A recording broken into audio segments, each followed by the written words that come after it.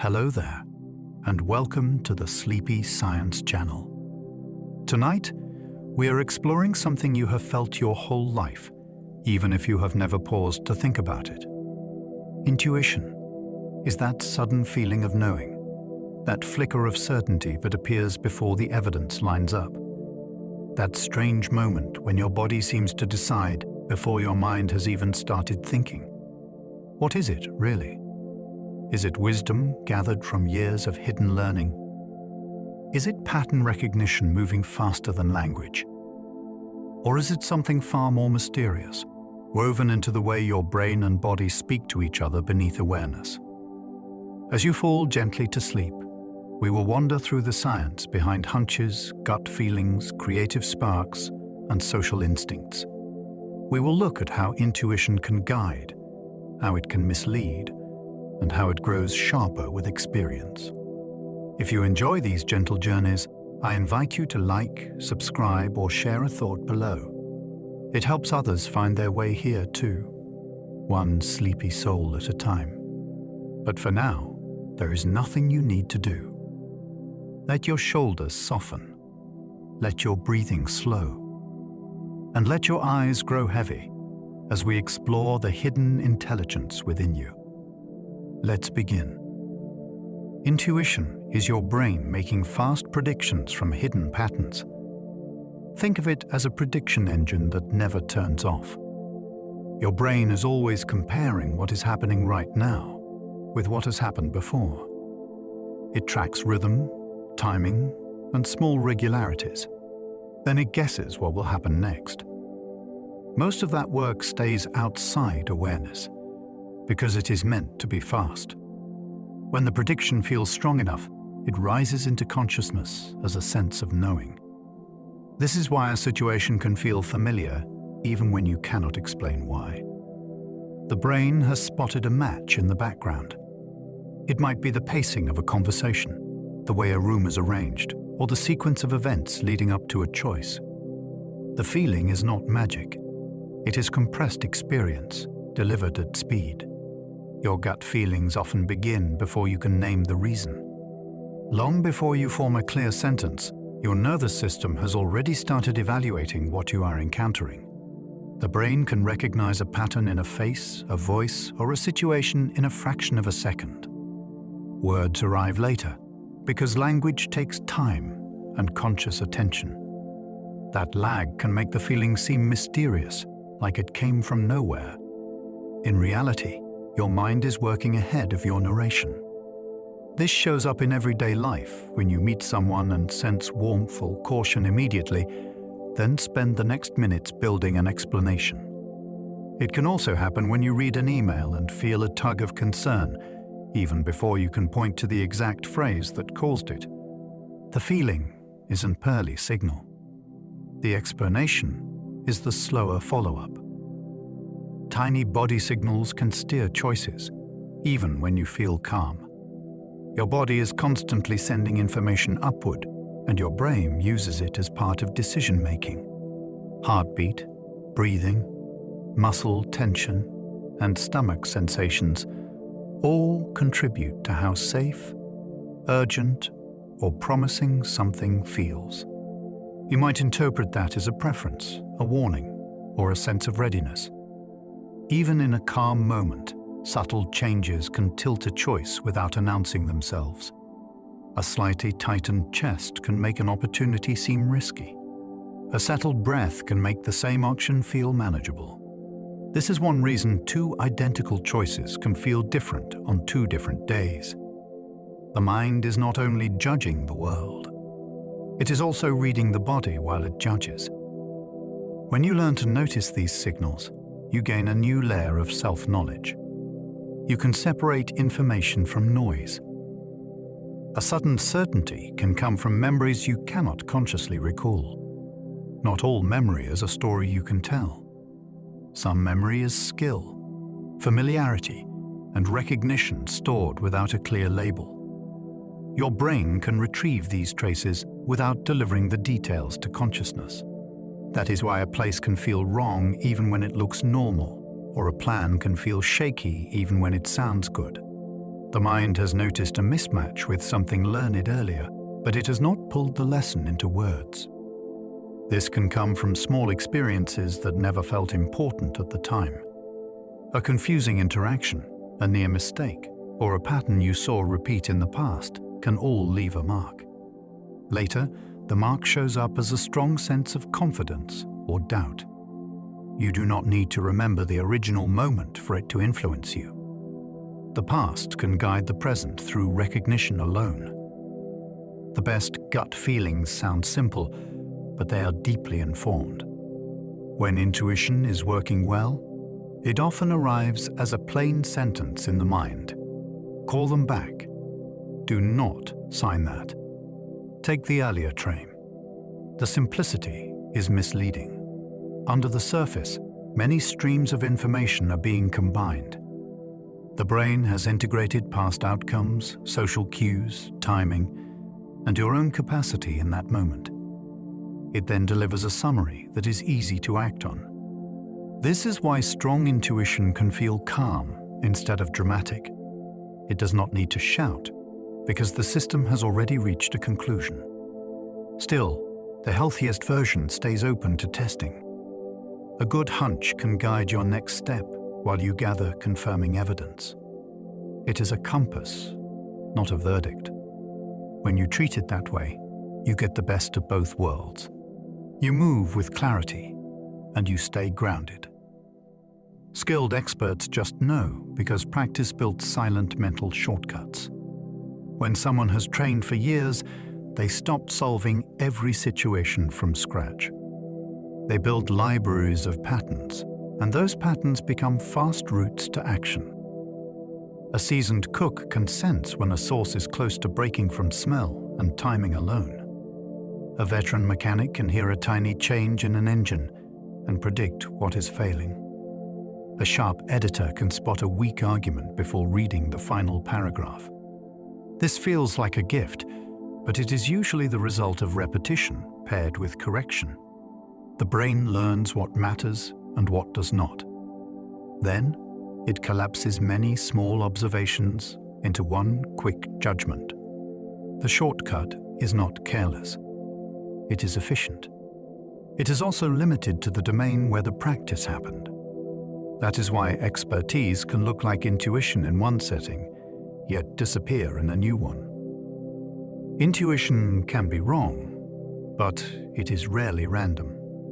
When a gut feeling fails, it is tempting to call it nonsense. Often, it is more like a mistaken model. Your brain is still using information. It is just using the wrong cues or weighting them poorly. Maybe you learned a pattern in a stressful environment, so you now detect danger where there is only difference. Maybe one dramatic memory is dominating your judgment, so you overestimate how likely a bad outcome is. The feeling can be intense because the brain is trying to protect you, not because it is correct. The important point is that a wrong hunch still has a structure. It can be traced back to assumptions, experiences, and attention habits. That means it can be improved. You can ask what cue you noticed, what you ignored, and what you expected to happen next. Your intuition has logic, even when it misfires. Fear can mimic intuition, so learning the difference matters. Fear is fast and persuasive, and it speaks in the same internal voice as a hunch. Both can arrive suddenly. Both can push you to act without analysis. The difference is often in the direction of the message. Fear narrows your options and insists on avoidance. A healthier gut signal may still warn you, but it can leave room for curiosity and verification. Fear also tends to escalate when you keep imagining worst-case outcomes. A steadier, intuitive concern often stays specific and points to something you can check. You can test this by pausing and asking what the feeling wants you to do. If the answer is always escape, it may be fear wearing intuition's clothes. If the answer is notice, slow down, and gather one more piece of evidence, it may be useful guidance. The skill is not ignoring feelings. it is sorting them. Your brain can flag danger faster than your eyes explain it. Threat detection relies on speed, because in nature, speed kept bodies alive. The brain can react to crude signals of risk before conscious understanding catches up. You might step back from a curb before you register the silent movement of a bicycle. You might freeze for a moment in a parking lot before you clearly see what felt off. This does not require paranormal sensing. It can come from peripheral vision, sound timing, or tiny inconsistencies in a scene. The mind uses these fragments to trigger caution early. Consciousness then arrives to interpret what happened. That order can feel strange. First you react, then you understand. It is not proof of perfection. Sometimes the alarm is false. Still, the system is built to prefer a few unnecessary warnings over missing a real threat. It is a protective bias, tuned for survival rather than comfort. Intuition thrives on feedback. It sharpens with honest results. A hunch becomes reliable when it is trained, and training requires feedback that is clear and timely. If you make a prediction and never learn the outcome, your brain cannot calibrate. It will keep using the same cues whether they work or not.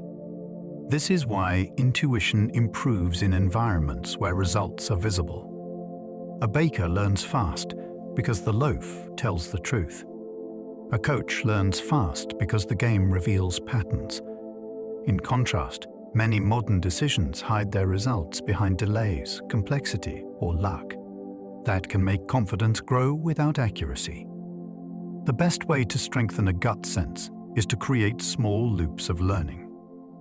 Make a call, record what you felt, and then compare it with what actually happened.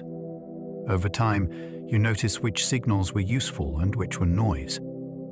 The goal is not certainty. The goal is better alignment between feeling and reality. A warm first impression forms in seconds, then hardens into a story.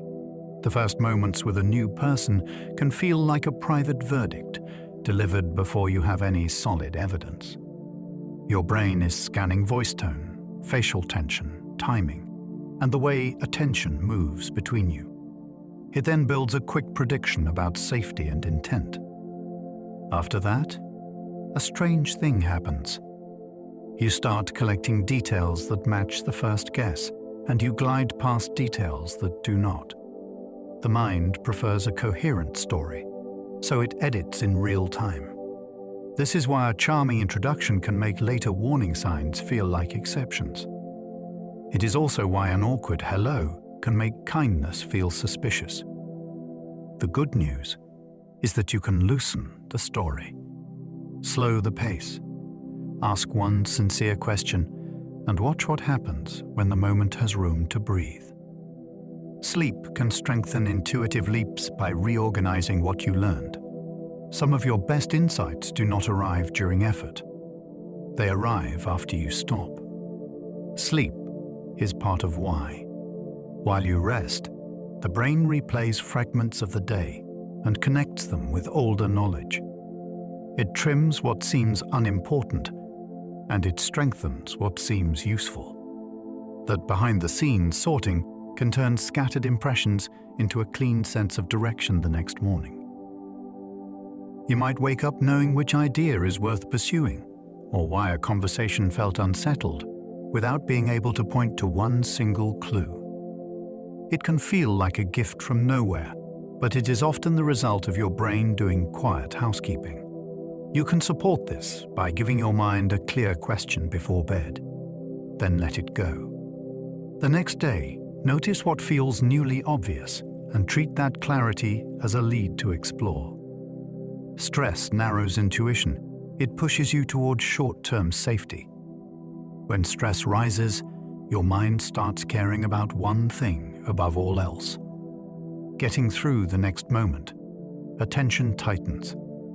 Options that once felt possible start to feel distant. You may feel sure you should avoid, delay, or simplify because the brain is prioritizing immediate protection. This can be useful in genuine danger. It can also distort everyday choices, especially choices that require patience or trust. Under pressure, a new job can feel like a threat instead of a chance.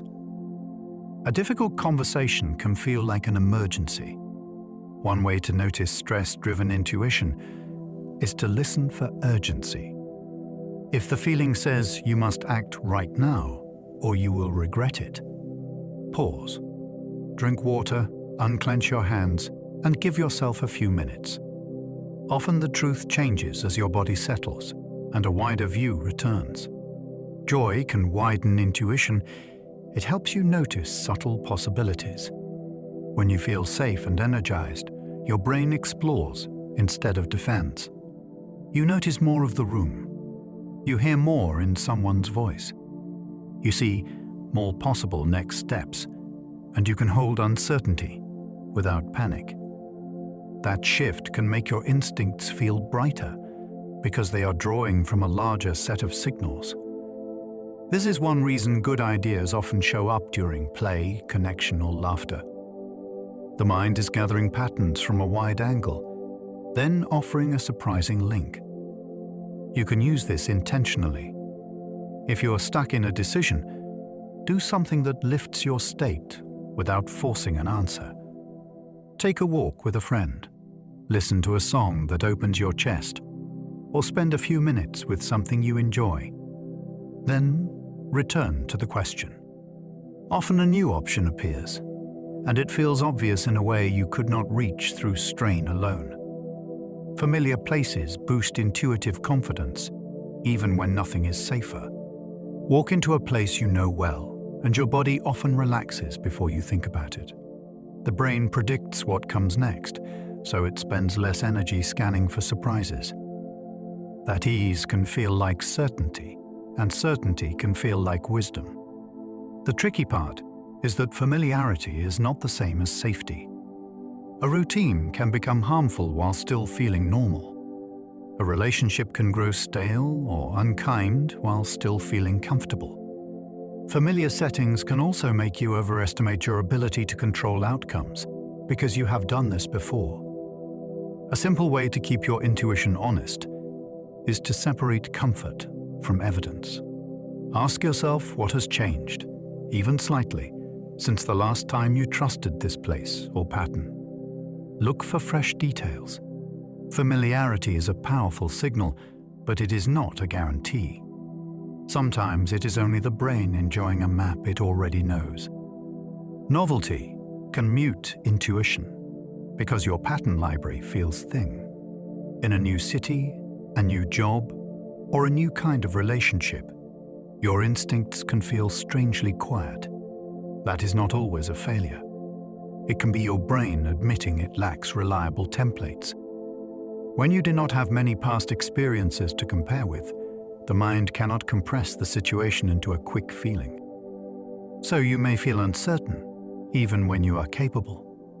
You might also swing the other way and copy borrowed intuition from others because their confidence sounds comforting. A smarter approach is to treat early uncertainty as information. It is a sign that you should slow down, observe, and gather examples. Ask more questions than you normally would. Take notes on what surprises you. Over time, the brain builds a library of patterns, and a true gut sense begins to form. In new territory, patience is not hesitation. It is how intuition is built. Your brain completes missing information, then calls it a hunch. Give the mind a few scattered clues, and it will try to finish the picture. A half-heard sentence, a delayed reply, or a sudden change in tone can trigger a full story in your head. That story can arrive as certainty because the brain dislikes gaps. It would rather fill in an answer than sit with not knowing. This is useful in many situations, like reading the next move in a sport or catching meaning in noisy speech. It can also create confident errors. You can catch this happening by listening for strong conclusions built on thin details. If the feeling is intense, but the evidence is small, ask what you are assuming. Ask what other explanations could fit. Then gather one more real piece of information, like a clear question or a second observation. A hunch is often the mind finishing a puzzle. Make sure you have enough pieces before you frame it. Intuition often speaks in feelings, because feelings are fast summaries. A feeling can carry a lot of information in a small package. It can bundle memory, expectation, and body state into one signal that arrives instantly. That is why intuition often shows up as ease, tension, attraction, or reluctance. The feeling is not an ornament. It is a compressed report. Imagine walking into a meeting and sensing heaviness. You might later realize people are holding back, or the stakes are unclear, or trust has been damaged. Your brain picked up cues and delivered them as emotion first. The challenge is that feelings can blend sources. A tense body from caffeine can tint a room with danger. A tender mood can tempt a stranger with goodness. The skill is to treat feelings as messages, not orders. Let them point you toward what to examine. Ask what the feeling might be responding to and what would change it. Then use both emotion and observation to decide your next step. Body posture can change your sense of certainty within minutes. Stand tall, lift your chin, and your mind can start to feel more confident. Collapse inward, and the same decision can feel risky. This is not just performance. Posture changes breathing, muscle tension, and the way your attention scans the world. Those bodily shifts feed back into the brain's predictions. The mind then interprets the changed state as insight. You can use this effect in a practical way. If you feel stuck and doubtful, adjust your posture first. Place both feet on the floor, relax your jaw, and let your breath deepen. Then revisit the decision and see what changes. The goal is not to force bravery. The goal is to remove false signals created by a cramped body. A tense posture can make caution feel like wisdom. A steadier posture can make real information easier to hear. Your body is part of your thinking system, and it votes in every choice. Hunger can distort intuition. It makes urgent choices feel wise. When your body needs fuel, the brain starts negotiating with a louder voice. Hunger can make impatience feel like clarity. It can make risky shortcuts feel justified. It can even make small problems seem personal, because the body is already in a state of need. In that state, intuition can lean toward whatever promises immediate relief, not whatever supports your longer goals. You might buy something you do not need, snap at someone you care about, or commit to a plan that only sounds good because it ends the discomfort quickly. A simple safeguard is to delay important decisions until you have eaten and had water. Not because you are weak, but because your prediction system is more accurate when your body is stable. Hunger is a powerful signal. It should guide you to food. It should not guide you to life-changing choices. Treat it like weather. Notice it, respect it, and wait for clearer skies. Some knowing is just recognition, arriving before words catch up. This kind of instant knowing is like hearing the first two notes of a song and already sensing the chorus. Your brain stores thousands of tiny templates from daily life. The cadence of a familiar excuse. The rhythm of a reliable friend. The look on someone's face when they're about to disagree politely. Recognition can land before you can describe what you noticed, because description is slower than detection. That is why you might trust a route home without thinking, or reach for the right tool without planning. It is also why a situation can feel off in a clean, well-lit room. You recognized a mismatch, not a monster. One useful move is to translate the feeling into a question. What did I recognize? What does it resemble? When you do that, the wordless signal becomes something you can test. Experts in chess see threats instantly because patterns jump out. To a beginner, a chessboard looks like a crowded puzzle. To an expert, it looks like a living landscape. They do not calculate every possibility from scratch. Their eyes land on key squares, and the position feels familiar, almost like a remembered scene. A knight near the center can feel like a spring being loaded. A pinned piece can feel like a door that cannot open. This is not a magical gift. It is the result of seeing many positions, making many mistakes, and learning what tends to happen next. Over time, the brain groups pieces into meaningful shapes, and those shapes carry predictions. That is why a strong player can glance at the board and sense danger in a heartbeat. The feeling arrives first, then the analysis follows to confirm it. The board becomes a language, and intuition becomes fluent reading. Firefighters report sudden alarms shaped by experience with near disasters. In some emergency stories, the most dramatic moment is not the flames. It is the instant someone says, "Get out, right now." That urgency can come from details that are easy to miss. Heat that feels wrong on the ears. Smoke that shifts in an unexpected way. A room that has become too quiet when it should be roaring. Fire behaves with patterns, and veterans learn those patterns through training and hard-earned memory. Sometimes the brain cannot list the cues fast enough, so it sends the message as a strong impulse. Leave. This does not mean the impulse is always correct. It means the mind is trying to act before the window closes. The lesson for the rest of us is powerful. In high-risk settings, intuition often arrives as a safety command. Respect it, then verify when you can. Nurses often sense decline early by noticing tiny changes. In a hospital room, change can be subtle. A patient answers a question a little slower than yesterday. Their skin tone shifts by a shade that most people would not notice.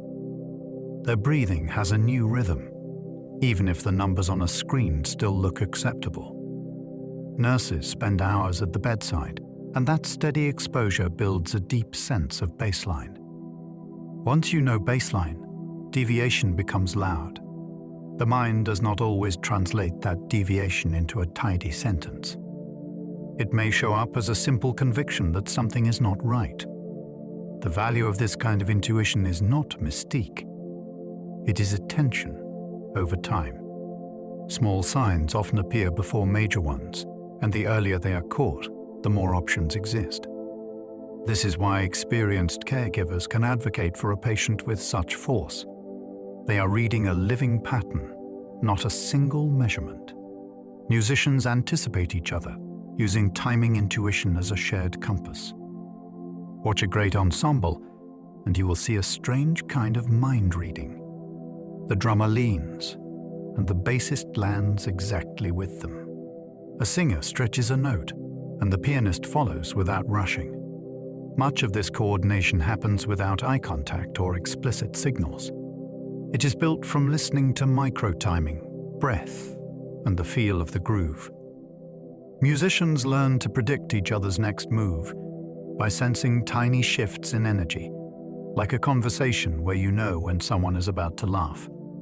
In rehearsals, this becomes even deeper. The group builds a shared map of what the song can be, and the map guides them when they improvise.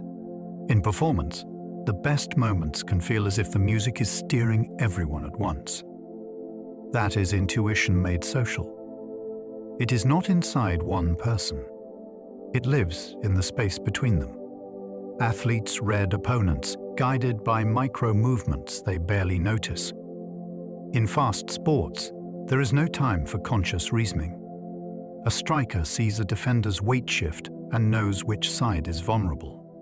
A tennis player catches a shoulder angle and predicts the serve direction. These clues can be so small that the athlete cannot describe them afterward. The body reacts first, then the mind searches for an explanation. Training builds this by turning perception into action. Drill after drill, the brain learns which early signals matter and which are decoys. Opponents also learn to disguise those signals, which makes the dance even more fascinating.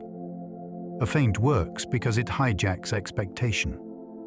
A good reader resists the first story and waits for the second cue. This is why elite performance can look like foresight. It is not seeing the future. It is sensing the present with extraordinary resolution. Intuition becomes a form of speed, not a form of mystery. A good teacher senses confusion before any hand goes up. Before students speak, the room speaks. A strong teacher can feel attention thinning, even when faces still look polite. Eyes stop tracking. Pens pause. A few heads tilt at the same time. Then stillness spreads. None of this is dramatic, but together it forms a clear message. The lesson has slipped out of reach. Great teachers respond in ways that look effortless. They offer a new example. They change the question. They slow down without blaming anyone. That response is guided by an internal sense of timing. Push now, or you lose them. Pause now, or they disconnect. This kind of intuition is built from countless classrooms, and it is also built from empathy. You learn how it feels to be lost, then you learn how it looks. The magic is not authority. It is sensitivity. The best teachers do not wait for confusion to announce itself. They catch it while it is still quiet. Seasoned drivers predict trouble by reading traffic rhythm. Experienced drivers are not only watching cars, they are watching patterns. They notice gaps that are closing too quickly. They sense when someone is about to change lanes without checking, because the car drifts by a few inches. They watch the flow around a truck and feel how it compresses decisions behind it. Traffic has a rhythm, and danger often appears as a sudden break in that rhythm. A brake light that flickers twice, a vehicle that speeds up to match you, then hesitates. A distracted wobble that says, phone in hand. These are not supernatural warnings. They are tiny predictions built from repetition. What makes this intuition valuable is that it is proactive. It does not wait for the mistake to happen. It makes space first. It slows a little early.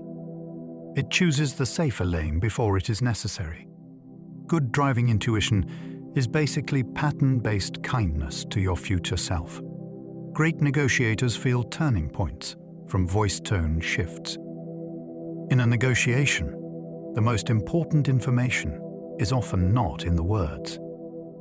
It is in the timing. A fraction longer pause before answering. A laugh that lands too quickly.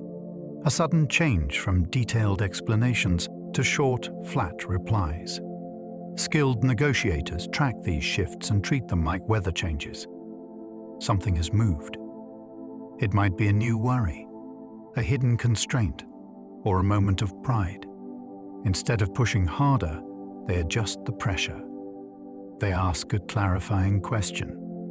They offer two options that preserve dignity. They sometimes stop talking because silence can invite truth.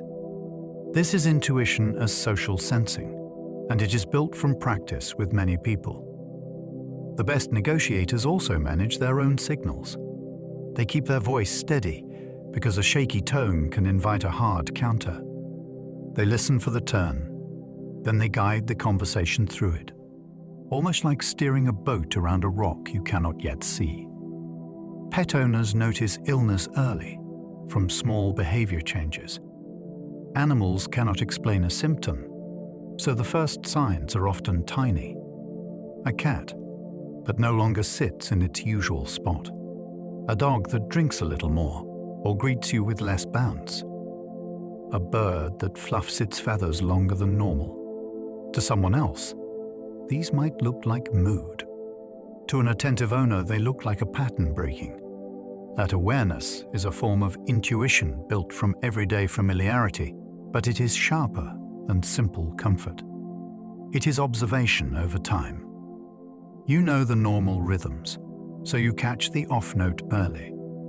This can lead to earlier care, which can change outcomes in a very real way. It also teaches something beautiful about attention. When you live closely with another creature, you learn a language made of routine, posture, appetite, and energy. You start to trust subtle shifts, because subtle shifts are often the first chapter of a larger story. Intuition can improve with training, but only with clear feedback. If you want your instincts to get smarter, you have to let them learn the way a coach trains an athlete. Make a small prediction, then check what actually happened. Without that loop, your brain keeps guessing in the dark. This is why some jobs produce sharp intuition and others produce overconfidence. A barista learns quickly because customers react right away. A person trying to sense the stock market can feel brilliant one week, then miss the fact that luck was doing the heavy lifting. The secret ingredient is honest outcome information, delivered close to the decision. When results are delayed or hidden or influenced by many factors, intuition can drift. If you want to train it, start with low-stakes choices where you can verify. Write down your hunch. Notice the result. Over time, your inner compass learns what it can trust. Repeated false alarms can teach your gut to overreact. Imagine a smoke detector that chirps every time you make toast. At first you jump, then you start resenting it. Then you stop taking it seriously. The same thing can happen inside you. If your nervous system has learned that normal situations lead to danger, it will ring the alarm too often. A raised voice can feel like a threat. A delayed message can feel like rejection. A new opportunity can feel like a trap. These reactions are not chosen. They are learned patterns that once made sense somewhere. The mind would rather warn you too early than too late. Over time, though, constant warning becomes exhausting, and it shrinks your world. One way to retrain this is to separate signal from story. Notice the first body reaction. They'll ask what evidence is actually present. You are not ignoring your gut. You are teaching it to be precise. Repeated, ignored signals can teach your gut to go quiet. There is another way intuition can get distorted. It can stop speaking. If you have learned that your concerns are dismissed, or that noticing danger leads to no help, your system may decide it is safer to numb out. People sometimes call this being fine, but it can feel like walking through life with the volume turned down. You miss early discomfort. You overlook boundary crossings. You stay in situations longer than you should because nothing inside you rises up clearly enough to protest.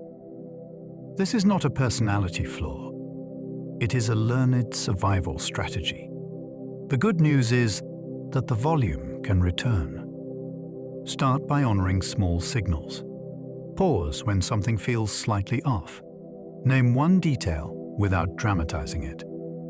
Then take one small protective action, like asking a question or creating space. Each time you respond, your brain learns that signals matter. Gradually, your inner warnings become audible again. Intuition loves patterns, but it also invents patterns that are not there. Your brain is a meaning-making machine. It would rather find a connection than accept randomness. That is why people see faces in clouds, hear messages in noise, or feel that a sequence of events must be connected. When you are tired or stressed, this tendency can get stronger, because uncertainty feels uncomfortable. The mind tries to close the gap with a story. You might think a stranger's glance predicts conflict when it was only distraction. You might think a few coincidences confirm a hidden plan when it was only chance doing what chance does. This does not mean your intuition is useless. It means it needs guardrails. A helpful practice is to ask how many examples you have and how many you would need to be confident. Another practice is to search for disconfirming evidence on purpose. When intuition is right, it survives questions. When it is invented, it often collapses under a calm look. Confirmation bias can dress itself up as a strong feeling. Once you believe something, your attention starts working for that belief.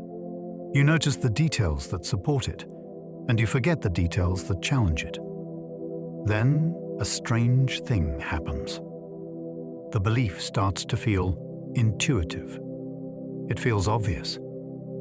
That feeling can be so convincing that you stop checking. You see this in everyday life with first impressions. You decide someone is untrustworthy, and every neutral action becomes suspicious. You decide an idea will fail, and every obstacle becomes proof. The gut feeling is not coming from the world alone. It is coming from a filter you built. The way out is not to doubt everything. It is to widen what you let in. Ask yourself, what would I notice if the opposite were true? Then look for one concrete example. That single act can loosen the grip of bias and return intuition to something more honest. Stereotypes can feel intuitive because the brain prefers shortcuts. Stereotypes are mental shortcuts built from repeated messages, not careful truth. They feel fast, and speed feels like certainty.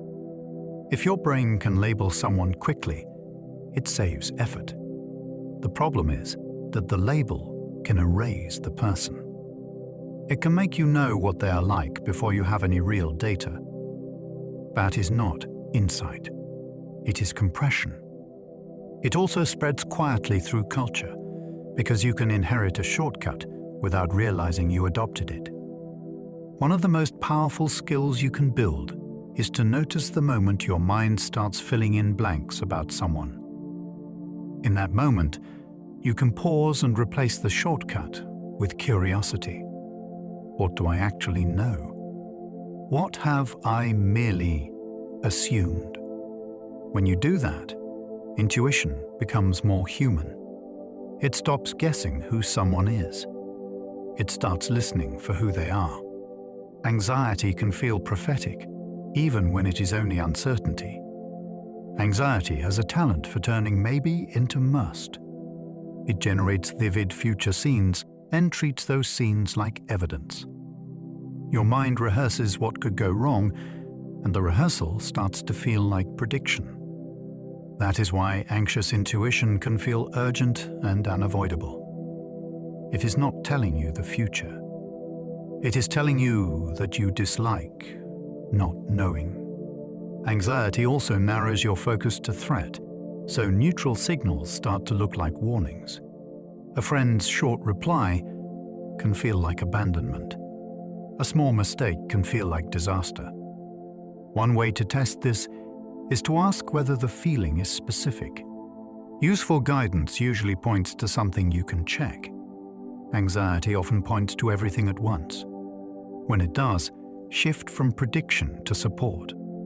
Ask what would help you feel steadier right now. A drink of water, a short walk, or a kind message to yourself can lower the noise. When the noise drops, real signals are easier to hear. Calm attention can reveal whether a hunch has evidence. A hunch can arrive like a flash, but you do not have to obey it at the same speed. Calm attention creates a pause where you can inspect what your mind picked up. Sometimes you discover solid clues. Someone avoided a clear question. A plan has one missing step. A room feels tense because nobody is making eye contact. Other times you find that the hunch was powered by mood, not information. The skill is not arguing with yourself. It is observing. You can do this with a simple internal scan. What is my body doing? What detail did I notice first? What outcome am I expecting? Then look outward for one supporting sign. If you find one, you have something to work with. If you cannot find any, treat the hunch as a prompt to gather more data, not as a verdict. Calm attention turns intuition into a conversation instead of a command. Curiosity can protect intuition. It asks for one more clue. Curiosity is like a soft flashlight. It does not deny your first impression, but it refuses to let that impression close the case. When you feel a strong yes or no, curiosity asks, what else is here? It looks for context. It listens for the missing sentence. It wonders what would happen if you took a smaller step first. This matters because intuition can be accurate while still incomplete. You might sense that a project is wrong for you, but not know whether the issue is timing, workload, or values. Curiosity helps you find the real reason, and the real reason leads to a better decision. It also keeps you from confusing discomfort with danger. Instead of saying, "This is bad," curiosity says, "This is unfamiliar." Then it gathers evidence. You can practice this with one simple habit. Whenever you feel a hunch, ask one question that could prove you wrong. If your intuition is strong, it will only get stronger. Humility makes intuition safer because it leaves room for error. Humility does not make you indecisive. It makes you accurate. When you admit you could be wrong, you stay open to new information, and you avoid turning a feeling into an identity. That matters because intuition is powerful, but it is still a guess. A sophisticated guess, often.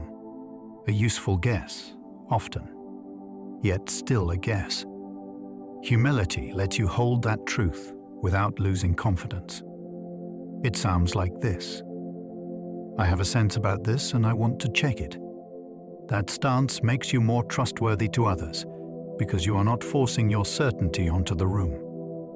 It also protects you from doubling down when evidence shifts. In relationships, humility keeps you from misreading silence as rejection. In work, it keeps you from defending a plan that is failing. In safety, it keeps you from ignoring a warning because you feel proud. The smartest intuition has a quiet companion beside it. That companion is humility. The mere exposure effect can make strangers feel trustworthy. Your brain often treats familiarity as safety, even when the familiarity came from something as small as seeing a face twice. The first time you meet someone, your mind is busy scanning for unknowns. The second time, there are fewer surprises, so your body relaxes. That relaxation can be misread as evidence of character. You can feel a warming sense of trust and think it is insight, when it may be simple repetition. Advertising uses this, and so do catchy songs. The more often you encounter something without harm, the more normal it feels. That can be helpful when you are learning a new skill, because repetition lowers fear. It can also mislead you in social settings, because familiarity is not a background check. A good safeguard is to notice when your trust rose simply because something became recognizable. Then choose to look for consistent actions before you decide.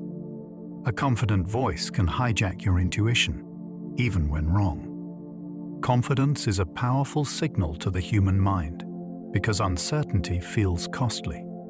When someone speaks with steady rhythm and crisp certainty, your brain can mistake that style for truth. Your body may even relax, because it feels like the confusion has ended. That relief can be mistaken for agreement.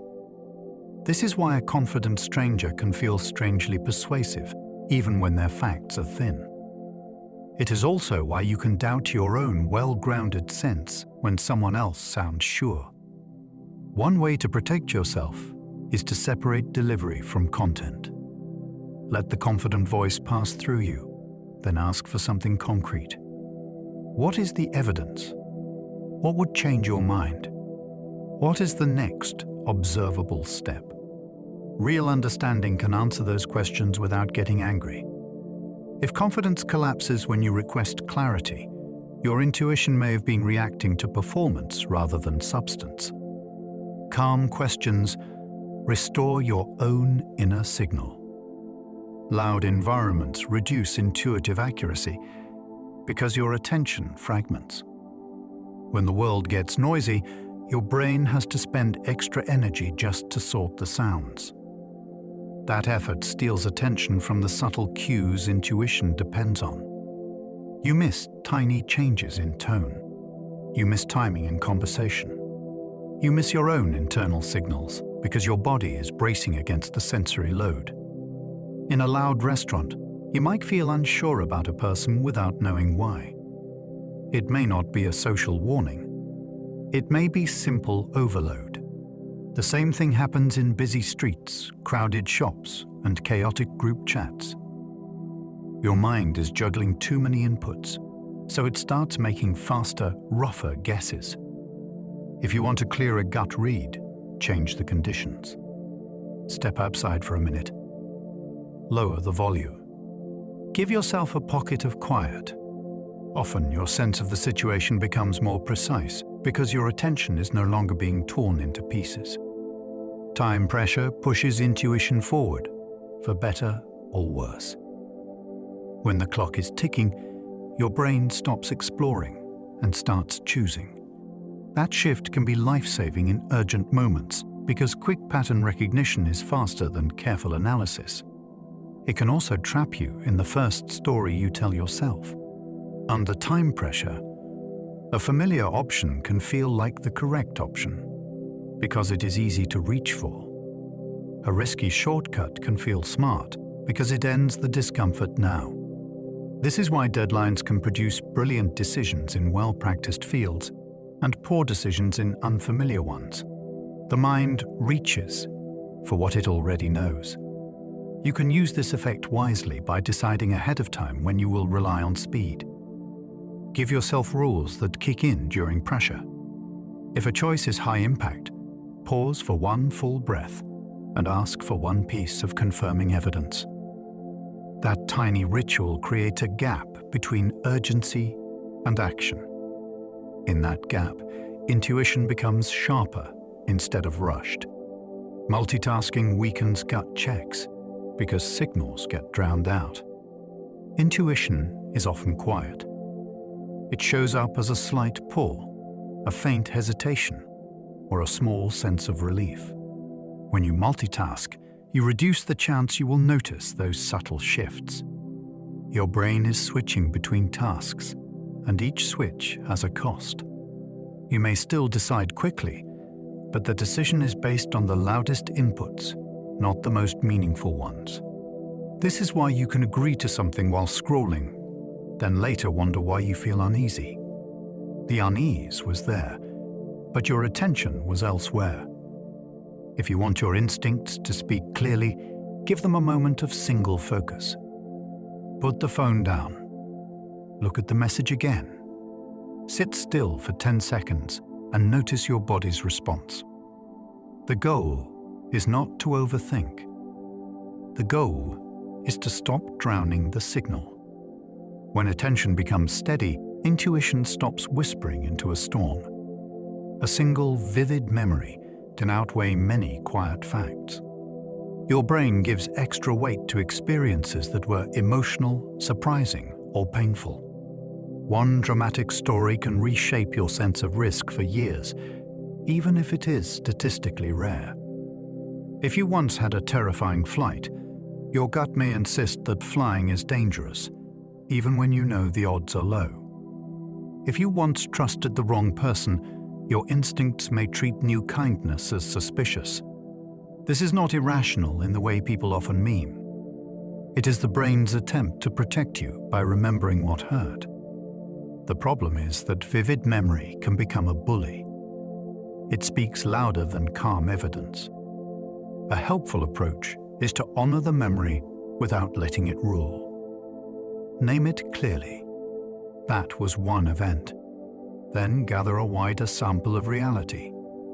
Look for repeated patterns, not single shocks.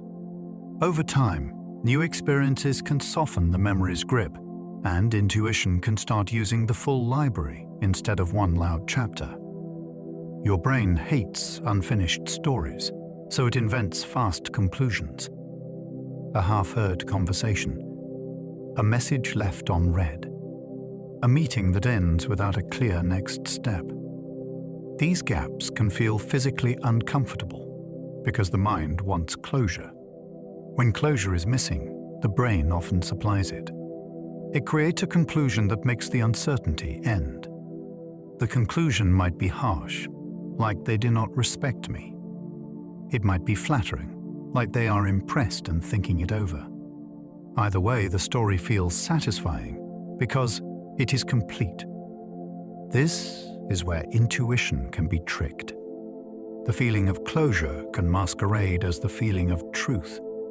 You can catch this by noticing how quickly you jumped from missing information to certainty. Then try a different move. Hold the gap open a little longer. Ask a clean question. Request a clear timeline. When the mind learns it can tolerate open loops, it stops inventing endings. That makes your instincts more grounded because they are based on reality rather than narrative hunger. Intuition can be shaped by culture through what you learn to notice. From childhood, your environment trains your attention. In some cultures, people learn to watch faces closely. In others, people learn to listen for shifts in tone or changes in formality. Some communities teach children to read the group first because belonging matters. Others teach children to express individual preference quickly because autonomy matters. These habits become automatic. Later, they feel like personal intuition, even though they were shaped by social learning. This is why two people can enter the same room and sense entirely different things. One notices hierarchy. Another notices friendliness. One notices rule-breaking. Another notices creativity. None of them are necessarily wrong. They are tuned to different signals. This is also why travel can be disorienting. Your usual cues stop working, and your instincts feel blurry. The more you recognize cultural tuning, the more flexible you become. You can ask what you were trained to notice and what you might be missing. Language can steer intuition because labels change what stands out. Words do more than describe. They guide attention. If you label an unfamiliar sensation as excitement, your body can lean toward it. If you label it as danger, your body can recoil. The same event can feel different depending on the words you wrap around it. This is not pretending. It is perception being shaped by interpretation. Labels also influence how you see others. If you call someone difficult, you notice irritation. If you call them anxious, you notice fear. Your intuition then confirms the label because your attention has been aimed. One of the most useful skills is to try a second label on purpose. Instead of "this is wrong," try "this is new." Instead of "they are rude," try "they are rushed." The goal is not to excuse harm.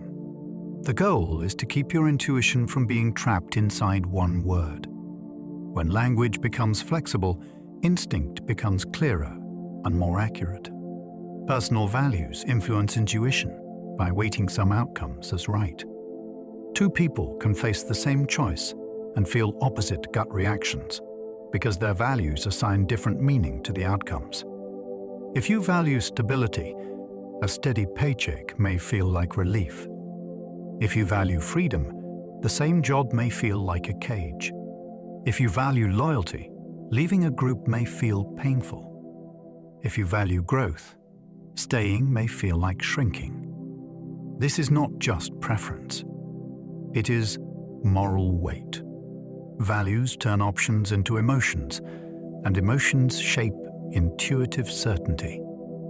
That can be a gift because it aligns your choices with what matters most to you. It can also confuse you if you mistake values for prediction. A choice can feel right without being easy, and a choice can feel safe without being true to you. When you sense a strong pull, ask what value is speaking. Is it belonging? Is it achievement? Is it peace? Once you name the value, intuition becomes easier to trust because you understand what it is protecting. The heart and lungs send constant signals that color your judgments. Every moment, your brain is listening to the rhythm of your heartbeat and the rise and fall of your breath.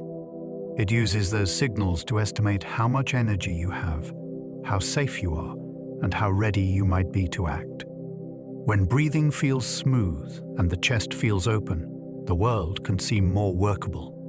When breath becomes shallow or irregular, the same world can feel demanding. This can happen even when nothing obvious has changed outside you. Your inner state becomes part of the evidence your mind consults. That is why a calm conversation can suddenly feel tense after you climb stairs, or why a normal email can feel heavier when your breathing is tight. Your intuition is not only reading the room, it is reading the body inside the room, then blending both into a single sense of what feels right. A racing pulse can turn neutral choices into urgent choices. When your heart speeds up, your brain often assumes there is a reason.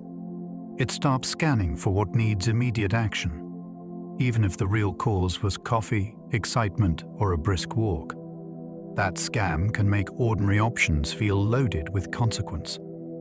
A simple decision can suddenly feel like a deadline. A mild disagreement can feel like a threat. Your mind is trying to match the body's intensity with a story that explains it.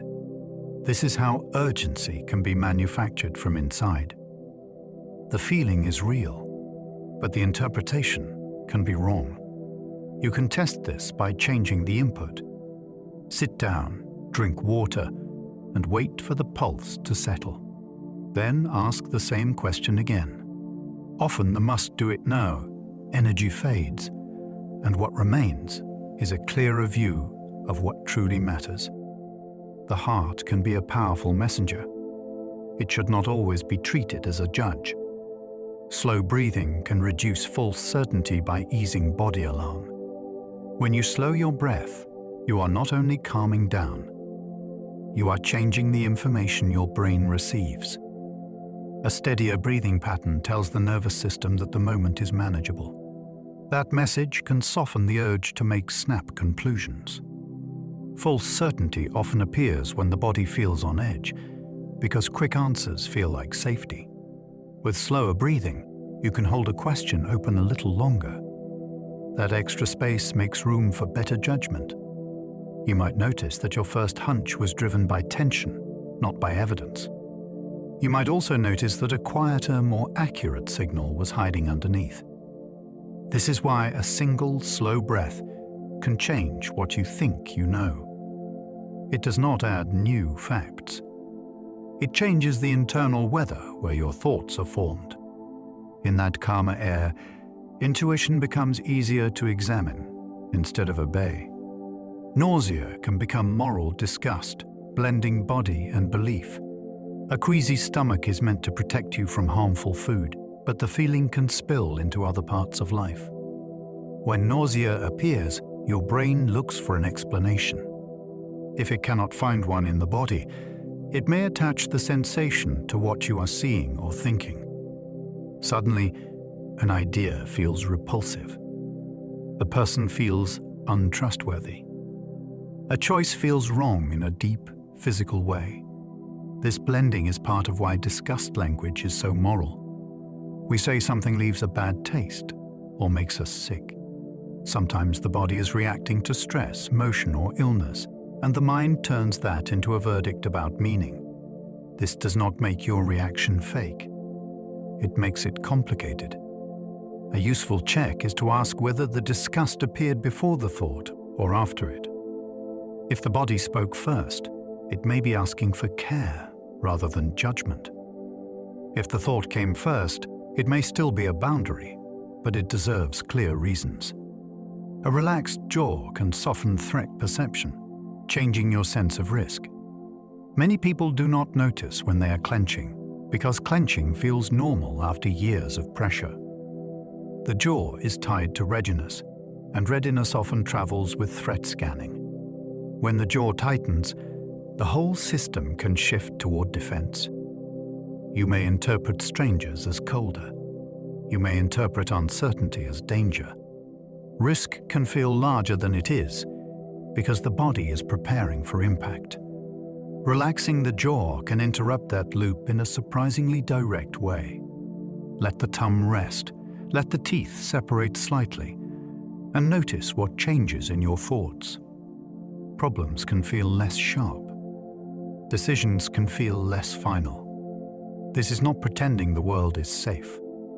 It is removing a body signal that tells your brain it must brace. Once the bracing eases, you can evaluate risk with more clarity. The goal is not softness. The goal is accuracy. Muscle tension can make a safe room feel wrong. Sometimes you walk into a perfectly ordinary place and feel uneasy, and it seems like intuition warning you. The twist is that the warning may be coming from within your muscles. When shoulders are lifted, fists are tight, or the belly is braced, the brain receives a steady stream of signals that say, prepare. It then searches the environment for a matching threat. If it finds none, it can still keep the uneasy feeling, because the body is broadcasting danger even in silence. This is how a safe room can feel off, simply because your nervous system arrived already harmed. You can test this by changing the body before you change the story. Drop your shoulders, uncurl your hands, and soften your abdomen. Then look around again. If the room suddenly feels more neutral, your earlier hunch was likely muscle-based alarm. If it still feels wrong, you may have noticed something real. Either way, you gained information. You learned where the signal began. Tiny facial expressions can trigger hunches you cannot explain. Human faces move in fast, subtle ways. A micro smirk, a tightening around the eyes, a brief look away at the wrong moment. You often register these changes without naming them, and they can shape your sense of trust in an instant. That is why you might feel reassured by someone you just met, or wary for reasons you cannot articulate. Your brain is reading emotional truthfulness, attention, and intention from a stream of tiny movements. It is an ancient skill, tuned for social survival. The fascinating part is how quickly it happens. You can feel a shift in a conversation before any obvious words arrive, because the face has already changed the emotional temperature. This can be helpful, but it can also mislead if you misread nervousness as guilt or shyness as arrogance. A smart approach is to treat the hunch as a prompt. Notice it, then look for a second sign, like consistent behavior over time. Faces speak fast. Character speaks longer. Your stomach's nerves talk upward, shaping mood and attention. Your gut is not only a digestion machine, it is a sensing organ, sending a constant stream of messages to the brain. When the gut is unsettled, attention can narrow and patience can thin. When the gut is comfortable, focus can feel easier and the world can seem less jagged. This can influence intuition in quiet ways. A person might feel off when the real issue is internal discomfort. A plan might feel unappealing because the body wants rest, not because the plan is flawed. This is why stress can show up as stomach symptoms, and why stomach symptoms can amplify stress in return. The conversation goes both directions. You can work with this by checking in with the body before you trust a strong feeling. Are you thirsty? Are you tense? Are you hungry in a subtle way? Then offer basic care and see what remains. If the hunch changes after comfort returns, it was likely riding on gut noise. If it stays steady, it may be worth listening to. Posture can alter confidence, then confidence can alter intuition. When you carry yourself with steadiness, your brain often predicts success more readily. That prediction can change what you notice. You spot opportunities, you interpret silence as thoughtfulness, and you hear feedback as useful instead of threatening. When confidence drops, the mind flips the lens. It notices obstacles. It interprets ambiguity as rejection, and it calls hesitation a warning. In both cases, the body and the story reinforce each other. The feeling then arrives as intuition, because it seems immediate and obvious. This loop matters because confidence is not the same as accuracy. A confident state can make you ignore weak signals, while a doubtful state can make you invent them. A practical skill is to separate your posture-driven mood from the decision itself. Before you commit, ask what you would choose if you felt 10% steadier and what you would choose if you felt 10% more cautious. If the answers change wildly, your intuition may be measuring your state more than your situation.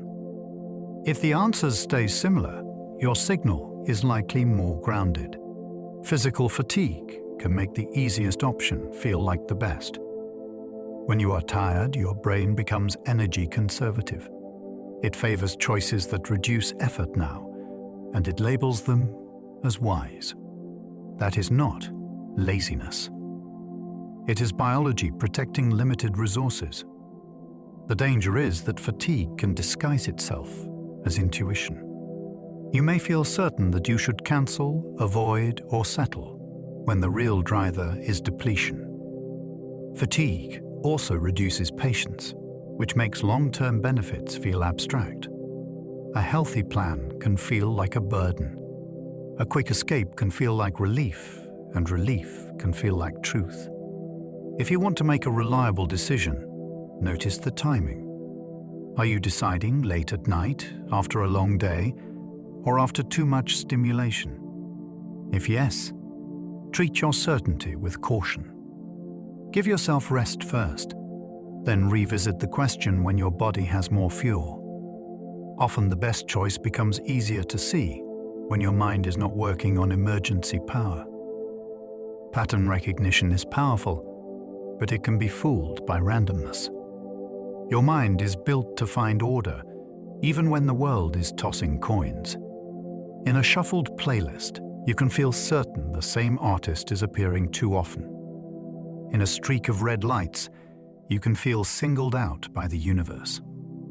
Randomness naturally forms clumps, and clumps feel meaningful. The brain then does what it always does.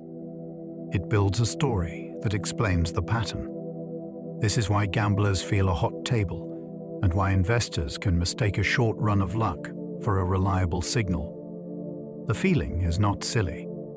It is your pattern engine doing its job with incomplete information. A helpful habit is to ask how large your sample really is. 10 experiences can feel like proof, but they are often only a teaser. When you stretch the timeline, false patterns lose their spell, and real patterns become easier to spot. Superstitions can start as intuition, then harden into ritual. A superstition often begins with a single vivid pairing. You wear a certain shirt, and the day goes well. You take a new route, and you arrive just in time. Your mind notes the coincidence, then quietly stamps it as meaningful. The next time, you repeat the behavior, because repeating feels safer than risking the unknown. Soon, the action is no longer a choice. It becomes a ritual, and the ritual becomes a shield. What is fascinating is how quickly this can form, because the brain is designed to learn from single events when the emotional payoff is strong. Ritual also reduces anxiety, because it gives your hands something to do. That relief can be mistaken for evidence. One way to loosen the grip is to test it gently. Change one small detail and watch what happens. If nothing changes, you have discovered that the power was comfort, not control. Then you can keep the comfort without the fear.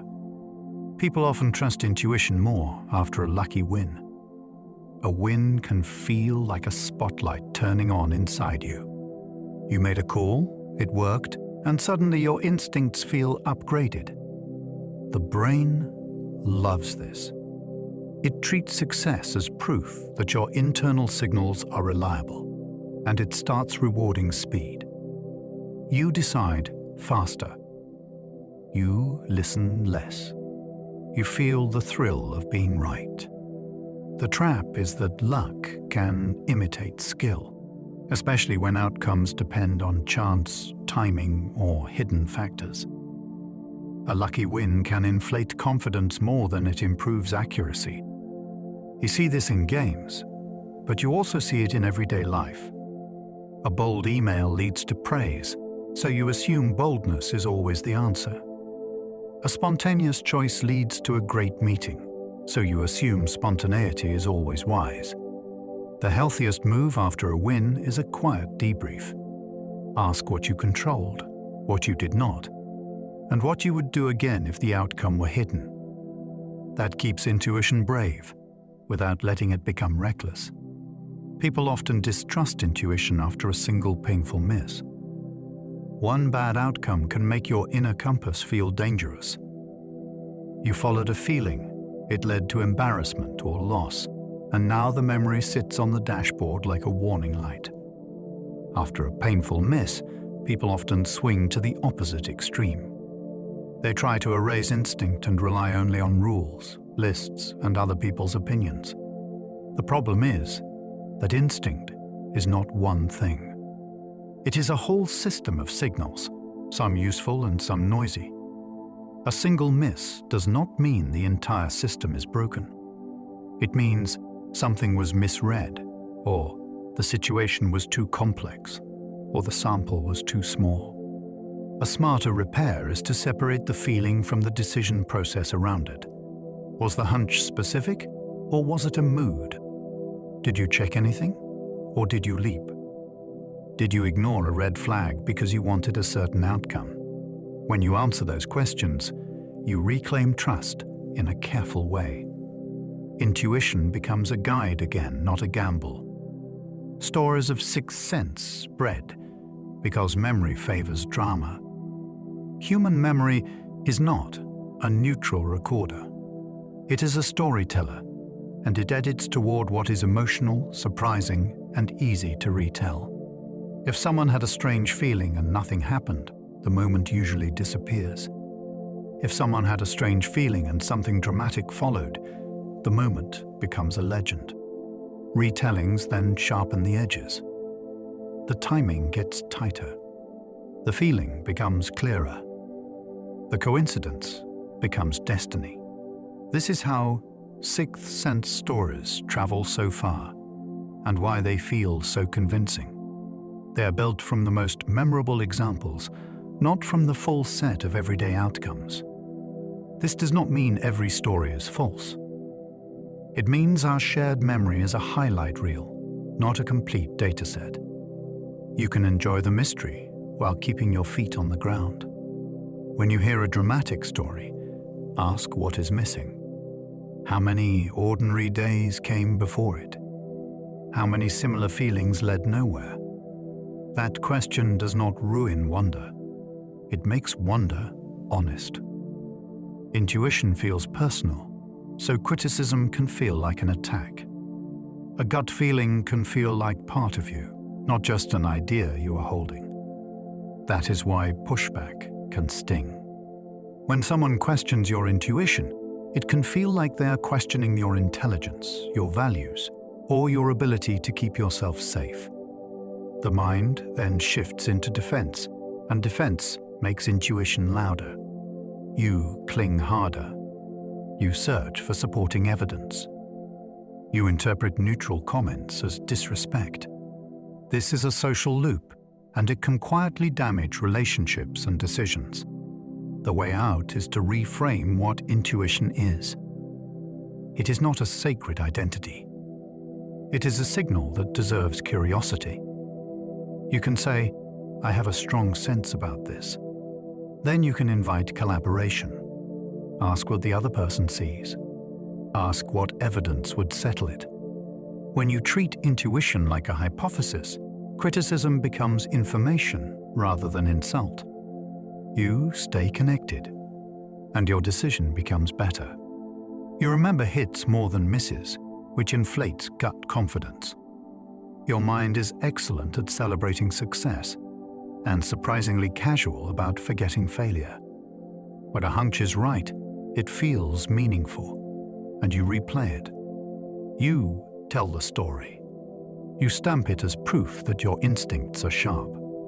When a hunch is wrong, it often gets filed under bad luck, or it gets blurred by excuses, or it is simply dropped because it hurts.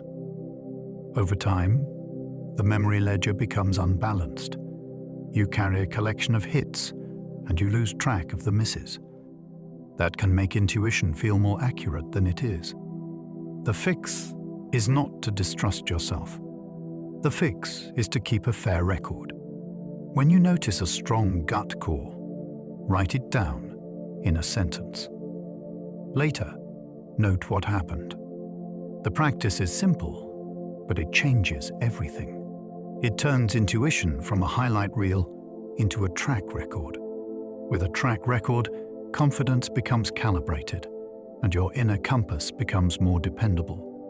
A bad vibe can be real discomfort, not mystical insight. Sometimes a place or person feels wrong, and you cannot explain it.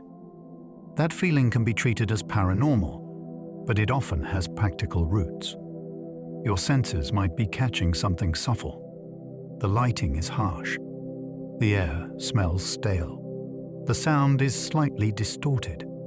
The space has confusing exits. Your body responds with tension, and your mind labels that tension as a vibe. Social factors matter too. Someone is standing too close. Their smile arrives late. Their attention feels uneven. None of this requires magic. It requires perception.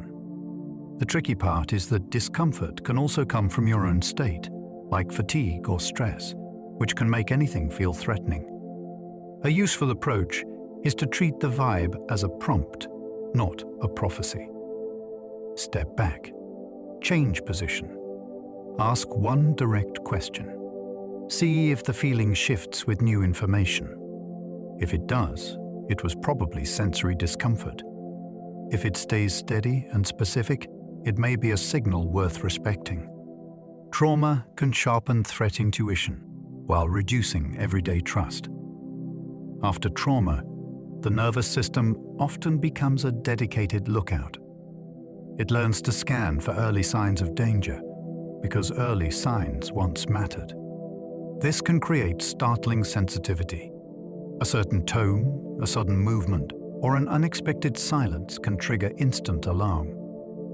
In truly risky situations, that sensitivity can be protective. In ordinary life, it can become exhausting. The world starts to feel full of traps, and trust becomes hard to access even with safe people. Trauma-based intuition is not imaginary. It is a system tuned for survival, and it can fire even when the present is different from the past. This is why someone can know something is wrong, then later realize they were responding to an echo. The compassionate goal is not to silence the system. It is to update it. That update often happens through safety experienced repeatedly, with support, boundaries, and time. When the body learns that the present is not always the past, intuition becomes less like a siren and more like a guide. Healing can rebalance intuition by restoring safety to the body. When the body begins to feel safer, intuition changes its tone. Signals that were once dominated by fear start to diversify. You notice preferences again, not just threats. You sense curiosity, not just caution. You can feel a subtle yes, which is something many people lose after long stress. Healing does not mean you forget what happened. It means your nervous system learns that it can return to calm, and that learning opens room for more accurate perception. Practical steps can help. Consistent sleep, steady meals, supportive relationships, and predictable routines give the body evidence that life is not always an emergency. Therapy can help you name triggers, which reduces their power to disguise themselves as prophecy. Over time, your inner signals become easier to interpret. The same sensations that once screamed danger might soften into simple information, like "I need a break" or "I need clearer boundaries." Rebalanced intuition is not louder. It is clearer, and it gives you choices. Social intuition reads groups by tracking attention and belonging cues. Walk into a room and, before anyone speaks to you, your mind starts mapping the social weather. Who is facing inward and who is left on the edge? Who gets quick eye contact and who gets polite half glances? Your brain tracks where attention flows because attention is a kind of social currency. It also listens for belonging signals like shared jokes, familiar nicknames, and the ease of being interrupted without offense. None of this requires conscious effort. It is an ancient skill that helped humans survive by finding allies and avoiding isolation. The fascinating part is how fast the map forms and how it can change your behavior without permission. You may become quieter or more eager or suddenly self-conscious. If you want to use this skill well, treat the first read as a draft. Stay curious. Watch what happens when you offer warmth to someone overlooked. Groups often reveal their true shape when you shift the flow of attention. You can sense status shifts from who interrupts whom. Status is not only titles and job descriptions. It is often revealed in tiny moments, like who feels allowed to break the rhythm of another person's speech. In many groups, interruptions are not random. They cluster around certain voices, and they avoid others. Your intuition notices this, even if you never name it. It also notices who gets their point picked up and repeated, and who gets talked past. These micro-patterns create a silent hierarchy that can change quickly. A new person arrives and the room reorganizes. Someone makes a confident claim, and others stop challenging. Someone hesitates and suddenly gets fewer questions. If you want to read a room accurately, listen for timing. Notice whether interruptions are supportive, like building on a point, or competitive, like cutting someone off. Those differences tell you whether a group is cooperating or competing. Status shifts can feel like a vibe, but the evidence is often right there in the conversational beat. Humor can signal safety, and your intuition responds quickly. Humor is one of the fastest tests humans run on each other. A light joke, a playful comment, or a shared laugh can signal that the moment is safe enough for flexibility. Your nervous system often relaxes when humor lands well because it suggests trust and shared understanding. But humor is also a sharp tool. It can include and it can exclude. It can soften tension and it can hide cruelty behind a smile. Your intuition reads this instantly through tone, timing, and who is laughing. Notice where the laughter goes. Does it lift the whole room, or does it point at one person? Does it invite connection, or does it demand agreement? The same words can mean very different things depending on warmth and context. A good rule is to watch your body after laughter. If you feel more open, that is information. If you feel smaller, that is also information. Humor is social weather, and your instincts are built to feel its pressure changes.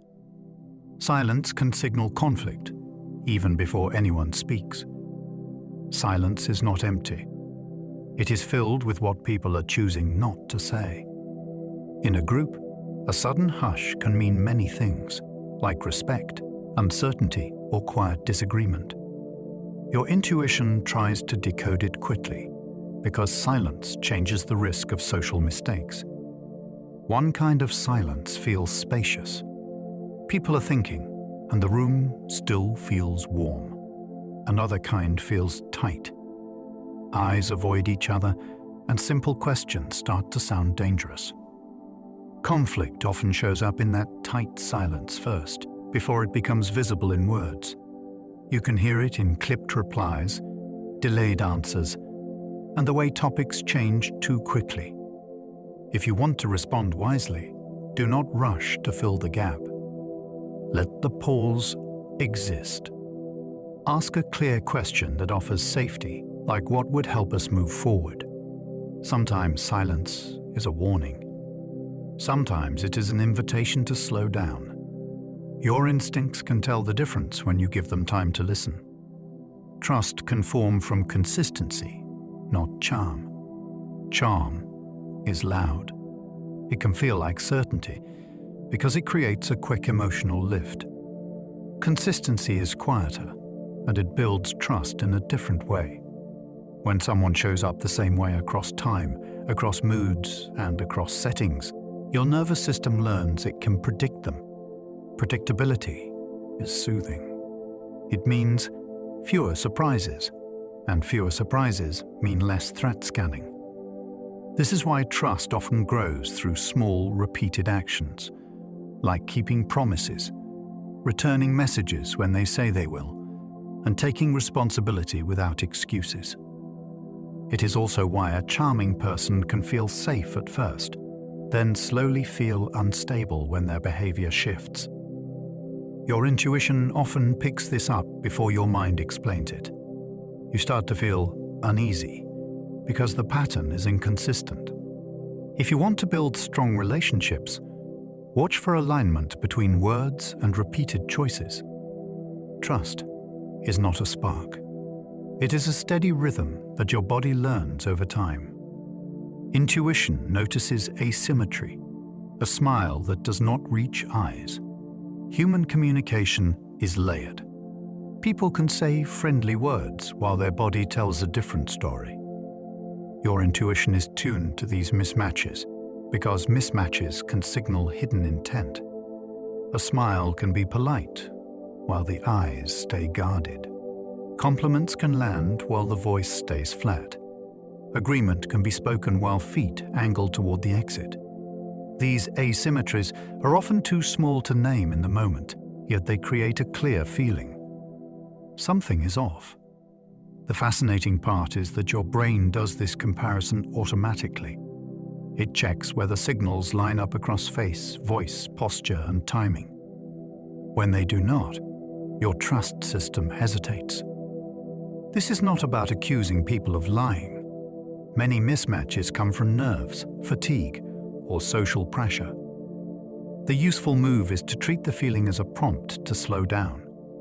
Ask a follow-up question. Give space for honesty. Consistency across signals tends to increase as people feel safer. If the mismatch grows, your intuition may be protecting you. Your brain predicts others, using your own past as a model. When you try to understand another person, your mind often starts with you. It uses your memories of what you would do, what you have done, and what you have felt in similar moments. This is efficient because your own inner life is the richest dataset you have. It is also risky because other people are not copies. Someone who values privacy might go quiet when they are stressed, while you might talk more. Someone who grew up with different rules might interpret the same situation in a different way. Your intuition can still be helpful here, but it needs humility. When you feel sure you know what someone means, ask yourself if you are reading them or reading yourself. A simple practice is to replace prediction with a question. What was that like for you? What did you mean by that? People often appreciate being asked because it signals respect. The more you update your model with real answers, the smarter your social intuition becomes. Projection can feel intuitive, but it is often self-reflection. Projection happens when your mind takes an internal feeling and paints it onto someone else. You might feel insecure and suddenly sense judgment everywhere. You might feel irritated and know someone is being rude. The feeling is real, which is why projection feels so convincing. Your intuition is not lying. It is reporting something, but the something may be inside you. This is especially common when emotions are strong, because the brain looks for a cause outside to explain the intensity inside. The way to catch projection is to look for patterns across people.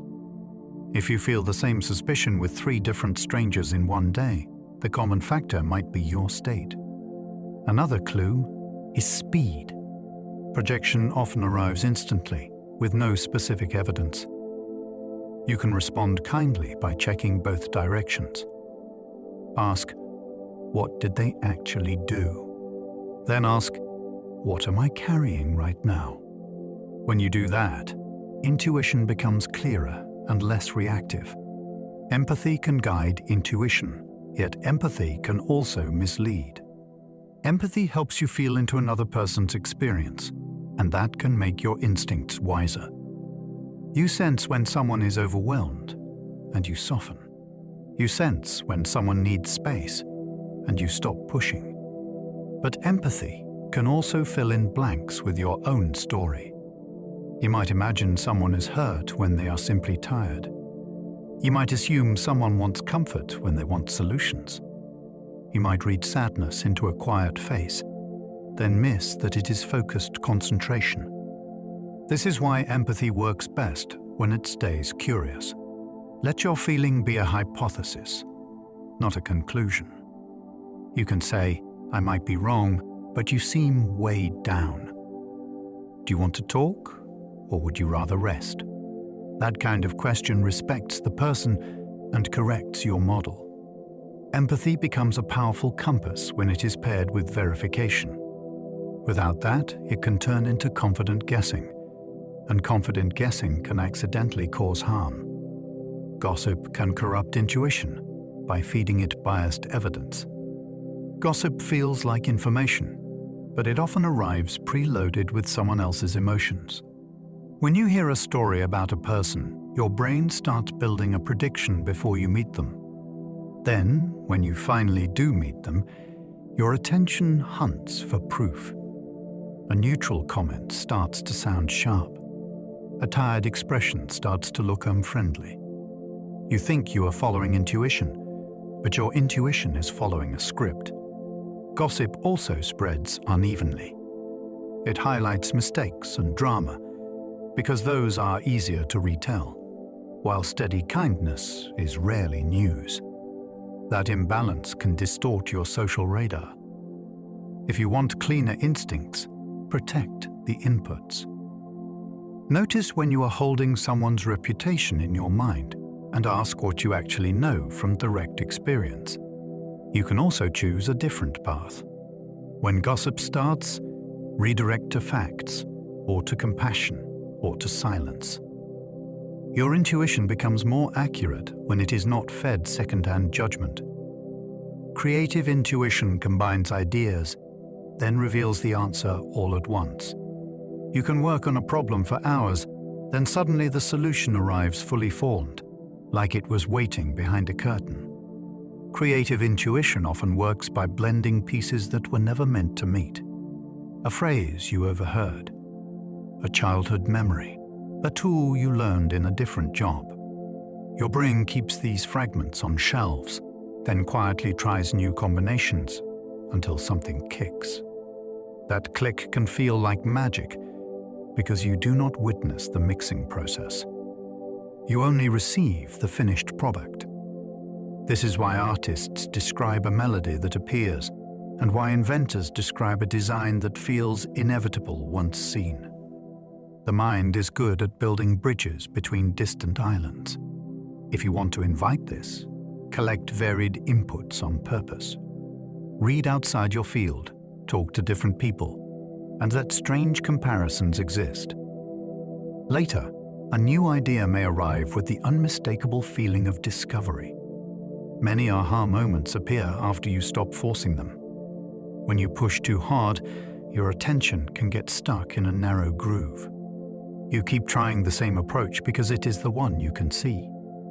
When you stop forcing, something opens. Your mind can wander, and wandering is not painless. It is exploratory. It tests routes you would never choose under pressure. That is why answers often appear while you are washing dishes, waiting in a line, or staring out a window. The brain is still working, but it is no longer trapped by one plan. It can notice a simple pattern you missed, or it can drop an assumption you did not realize you were carrying.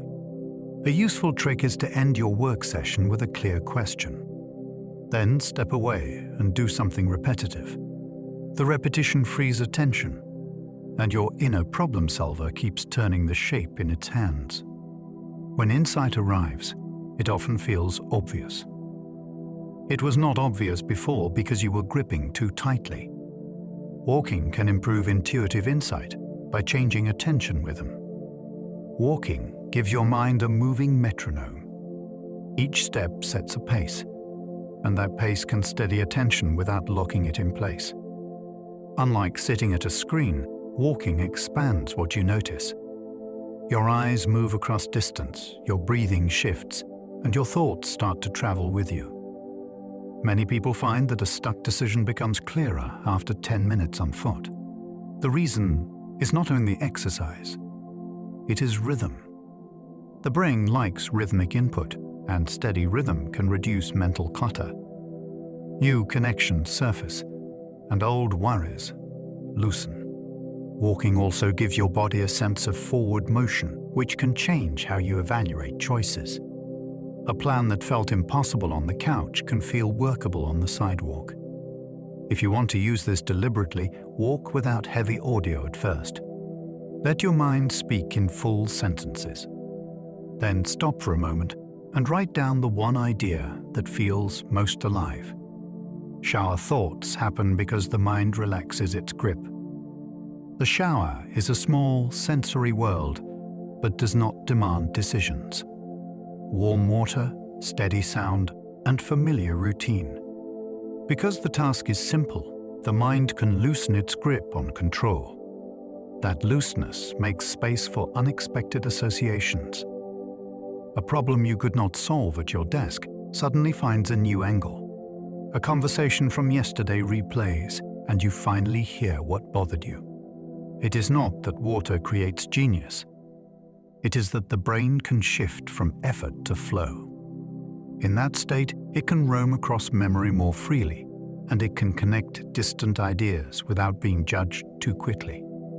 The shower also removes outside inputs like notifications, which helps thoughts finish their own arcs. If you want more of these moments, create shower-like conditions in other places. Choose one low-effort routine, keep it consistent, and let your mind drift without chasing it. When a useful thought appears, catch it gently. Write it down before the steam fades. Daydreaming can strengthen intuition by exploring quietly in the background.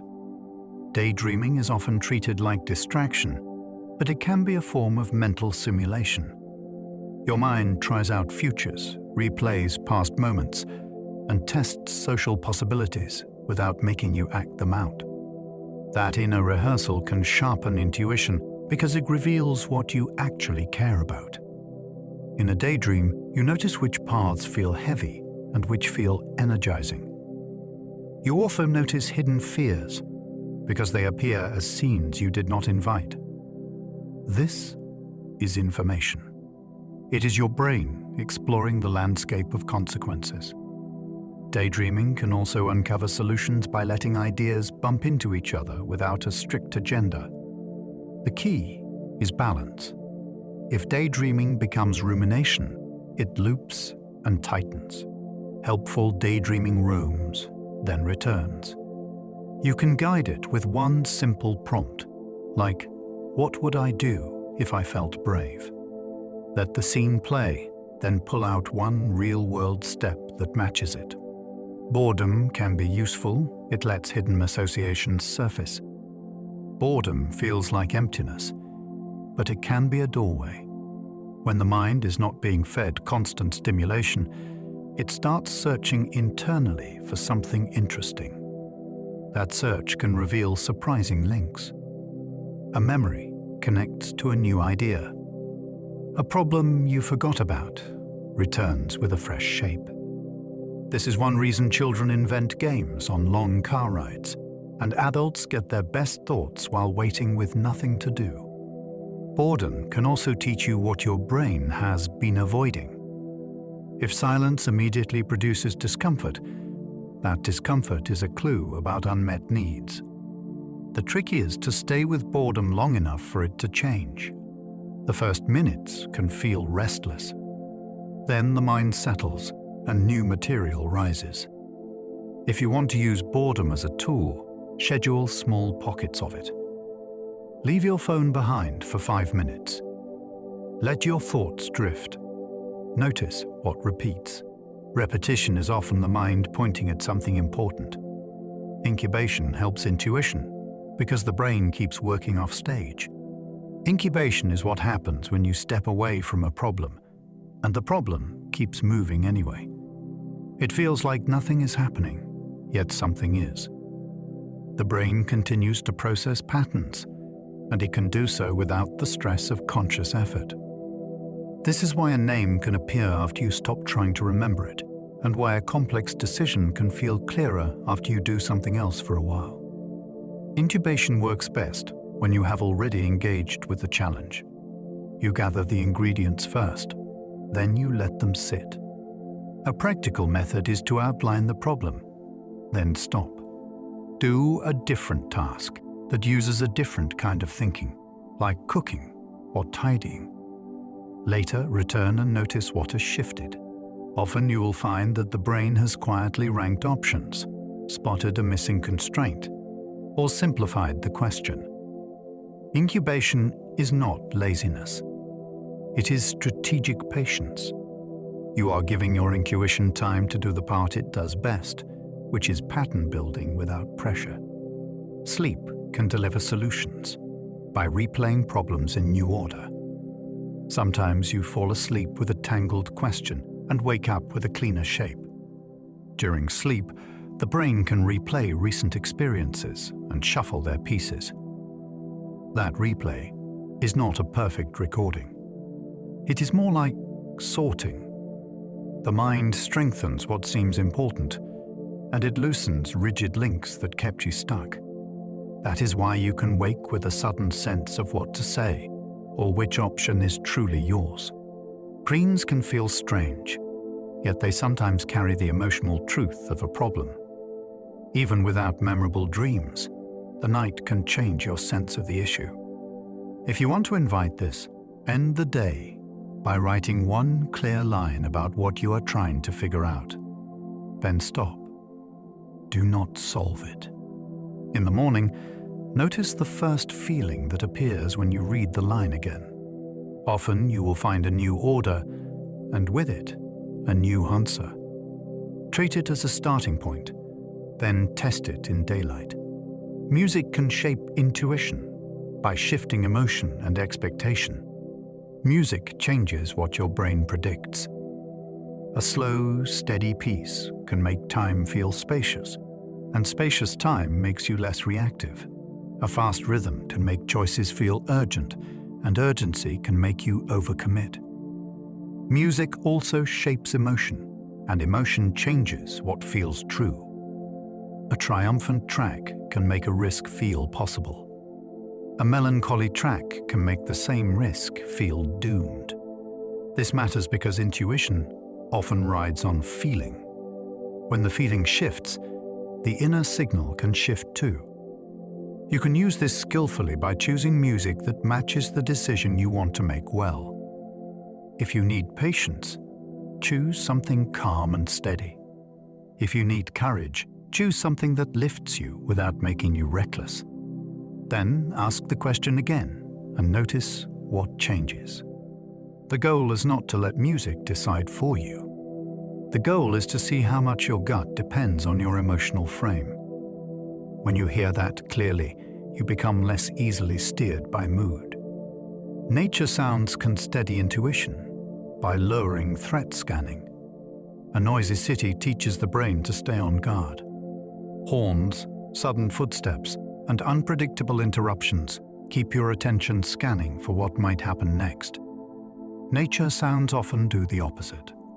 Wind, rain, and birds tend to be patterned without being demanding. When the nervous system hears those textures, it can reduce its readiness to brace. With less bracing, you can notice subtle signals again. Your thoughts lengthen. Your body settles. Decisions stop feeling like emergencies. This does not require a forest. Even a short recording of rainfall can shift your internal state because it changes the soundscape your brain is trying to manage. When threat scanning lowers, intuition can become more discerning. You can hear the difference between discomfort and warning. You can sense what you actually want, not just what would end the moment fastest.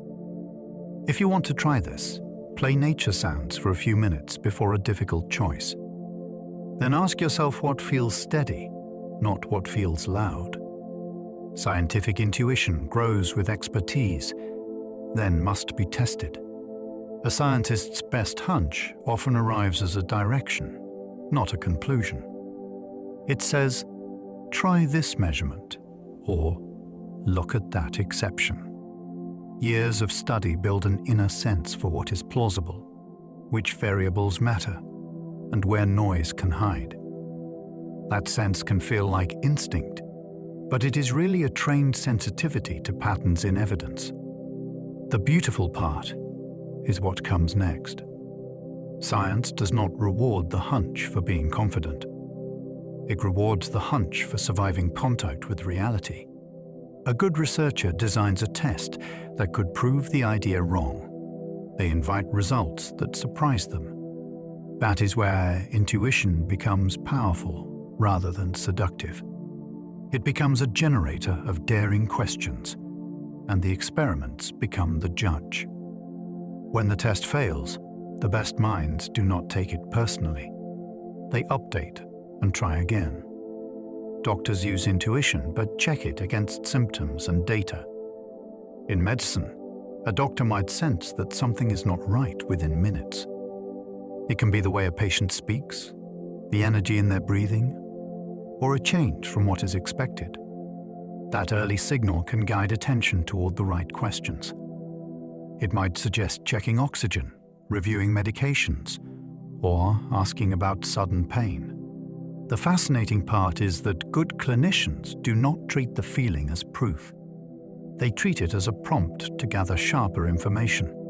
They listen, examine, and use tests to separate a true warning from a misleading impression.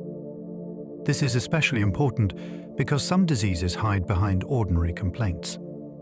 It is also important because fear and fatigue can warp perception for both patient and clinician. The best practice blends human sensing with careful verification. That blend saves time, and it protects against confident mistakes. Detectives follow hunches, but good cases demand verification. A detective might walk into a scene and feel that one detail does not fit. It could be the timing, the placement of objects, or a story that sounds too polished. That feeling can be useful because it directs attention toward inconsistencies that others would miss.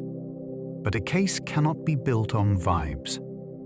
Real investigations rely on corroboration, documentation, and chains of evidence that hold up under pressure.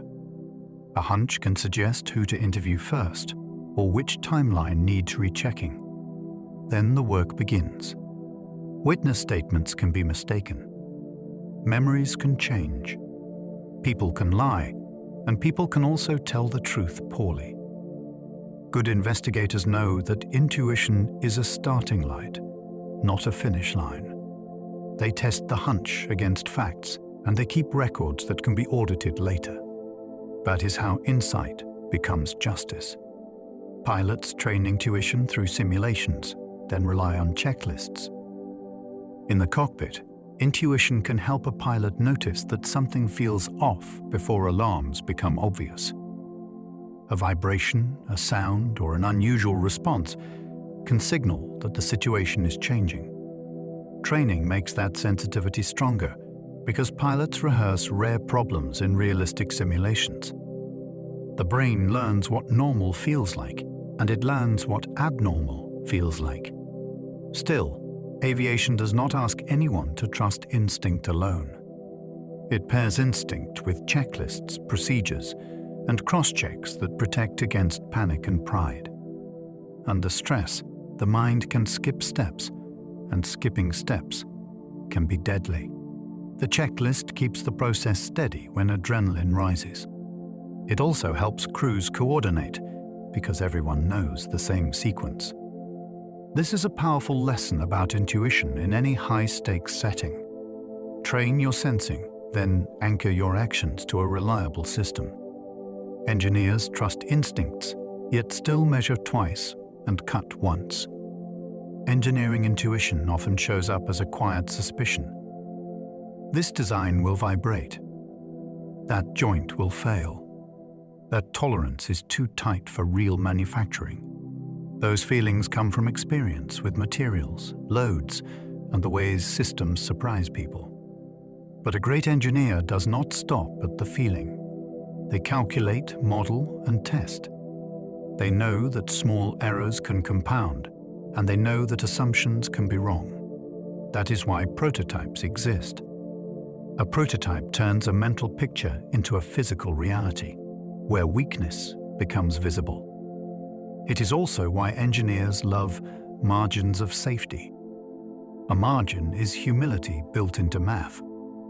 Measuring twice is not superstition. It is respect for how easy it is to misread a diagram, transpose a number, or overlook a constraint. Intuition points to the risk, and measurement confirms what the risk truly is. Chess intuition can feel magical, but it is compressed experience. To a strong player, a position can feel heavy or airy in an instant. They may sense that one side is in trouble without immediately calculating every line. That sensation comes from thousands of past games stored as mental snapshots. Over time, the brain learns which configurations tend to lead to which outcomes. It also learns the emotional texture of danger, like a king that lacks shelter or pieces that cannot coordinate. The result is a fast evaluation that can feel like magic because the thinking is mostly hidden. What makes it even more interesting is that the feeling is not the end of thinking.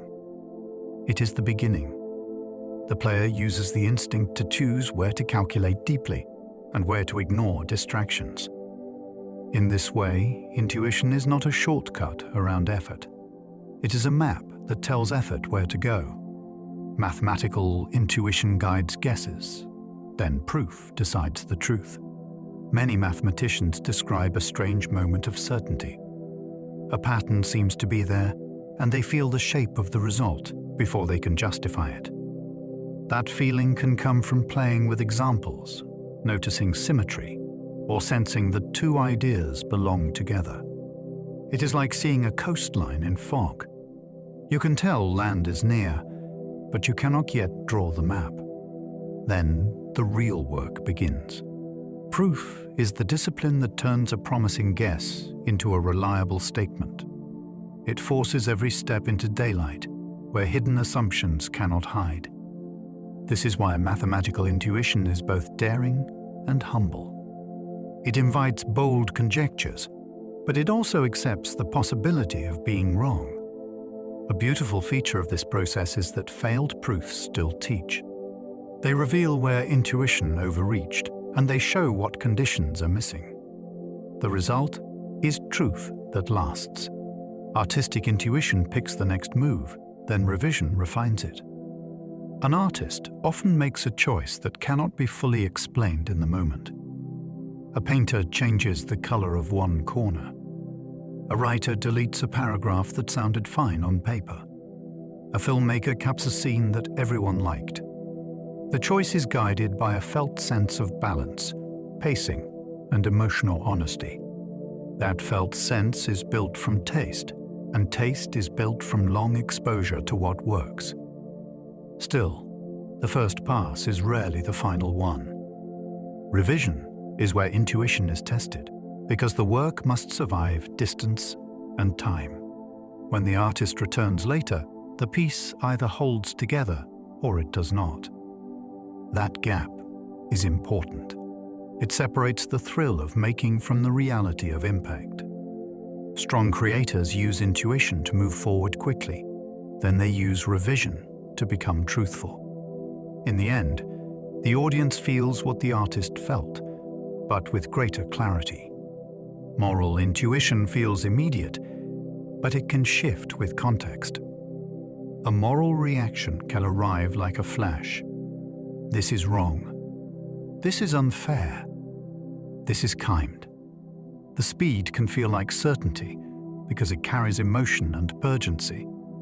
Yet moral intuition is shaped by context, and context can change what seems obvious. The same action can feel cruel in one setting and protective in another. The same rule can feel just until you see who it harms. This is why thoughtful ethics asks for reflection, not only reaction. It asks what values are involved, who is affected, and what alternatives exist. It also asks you to notice when your moral feelings are being pulled by group loyalty, anger, or fear. This does not mean you should distrust your conscience. It means you should give it light. When you slow down, moral intuition often becomes more precise. It keeps its heart, and it gains wisdom. Spiritual intuition can comfort, but it should not replace medical care. Many people describe spiritual intuition as a sense of meaning, direction, or connection.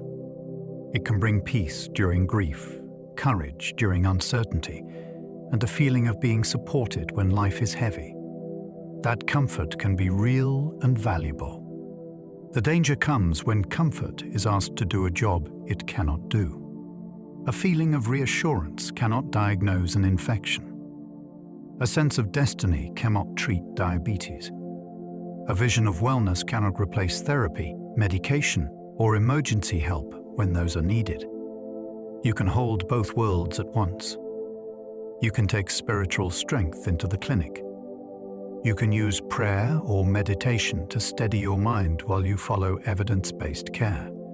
In that combination, intuition becomes a source of resilience rather than a substitute for treatment. The goal is not to shame belief. The goal is to protect health. Wisdom knows when to seek support beyond the self. Intuition is sharper when you know the domain well. If you drop a master gardener into a yard, they can spot what is wrong before they touch a leaf. They notice the angle of growth, the color at the edges, and the way the soil holds moisture. To everyone else, it is just green. In a familiar domain, your brain has stored thousands of tiny comparisons, and those comparisons turn into fast recognition. You do not have to think through every possibility, because your past experience has already grouped the world into meaningful shapes.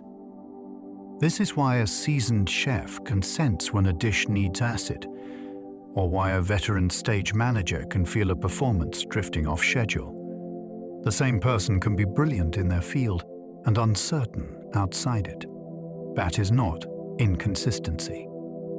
It is how expertise works. Intuition becomes sharp when it has been fed with real examples, real mistakes, and real corrections. Intuition is weaker when stakes are high and emotions surge. When something matters a lot, your nervous system can flood the moment with urgency.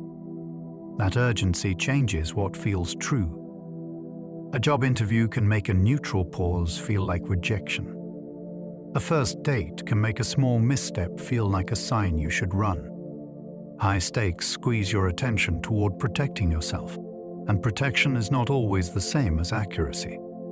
Your intuition can become louder, but louder does not mean wiser. You may reach for the quickest relief, like saying yes too fast, or saying no too hard, just to end the uncertainty. One way to spot this is to notice how your body is behaving. Is your breath shallow? Is your jaw tight? Are your thoughts racing ahead?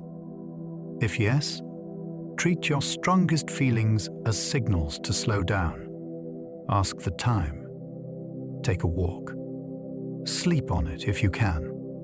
When the surge settles, your instincts often become more precise and more aligned with what you truly want. Your first thought is not always intuition. Sometimes it is habit. Habit can arrive with the same speed as a gut feeling, which makes it easy to confuse the two. If you always apologize first, that impulse can feel like wisdom, even when you did nothing wrong. If you always avoid conflict, the urge to withdraw can feel like intuition, even when the better move is a clear conversation. Habits form through repetition and reward. They can keep you safe, keep you liked, or keep life predictable. Intuition is different. It tends to respond to the specifics of the moment, not to the shape of your past. You can tell them apart by asking one question. Is this response familiar because it fits this situation, or because it fits me? If the impulse feels like a well-worn groove, pause and look for alternatives. Sometimes the most intuitive act is doing something new. Sometimes it is doing the old thing with awareness, not autopilot. True intuition often arrives quietly, not as a loud command. A reliable inner signal often does not shout. It can feel like a simple leaning, like a small sense of yes, or a steady sense of no. There may be no drama, no rush, and no grand story attached. It is more like a compass than a siren. Loud inner voices often come from fear, excitement, or the hunger for certainty, which can push you into decisions that feel urgent but are not grounded. A quieter signal can still be strong. It can be firm without being frantic. You can practice hearing it by creating a small pause before you decide. Ask yourself what feels steady. Ask what feels pressured. Pressure often demands immediate action. Steadiness can wait. You can also watch what happens after you choose. If you feel a clean sense of relief that lasts, that is a clue you followed something real. If you feel relief that quickly turns into dread, the choice may have been driven by urgency rather than wisdom. Quiet intuition does not need to bully you. It simply points. Writing down gut feelings can reveal patterns in your own accuracy. Memory is a flattering editor. It celebrates your best calls and quietly retires the awkward ones. If you want to know how trustworthy your instincts are, give them a record. When you feel a strong hunch, write one sentence about it. Then, write what you think will happen and why you think that. Later, add the result. Over time, patterns appear. You might discover that your instincts are great with people, but shaky with money. You might notice that you are accurate in the morning and impulsive late at night. You might see that your best hunches include one clear detail, while your worst ones are driven by mood. This is not about judging yourself. It is about learning your own signal quality. Once you can see your patterns, you can adjust. You can rely on intuition where it is strong, and you can add extra checks where it tends to drift. A journal turns a feeling into feedback, and feedback is how intuition grows up. Asking what would change my mind steadies intuitive judgment. A strong hunch can feel like the end of thinking, but it can also be the start of a better question. When you ask what would change your mind, you create a bridge between instinct and evidence. You are not denying your feeling. You are giving it a fair test. This question also protects you from stubbornness because it forces your mind to imagine new information. If you cannot think of anything that would shift you, you may be clinging to certainty for comfort.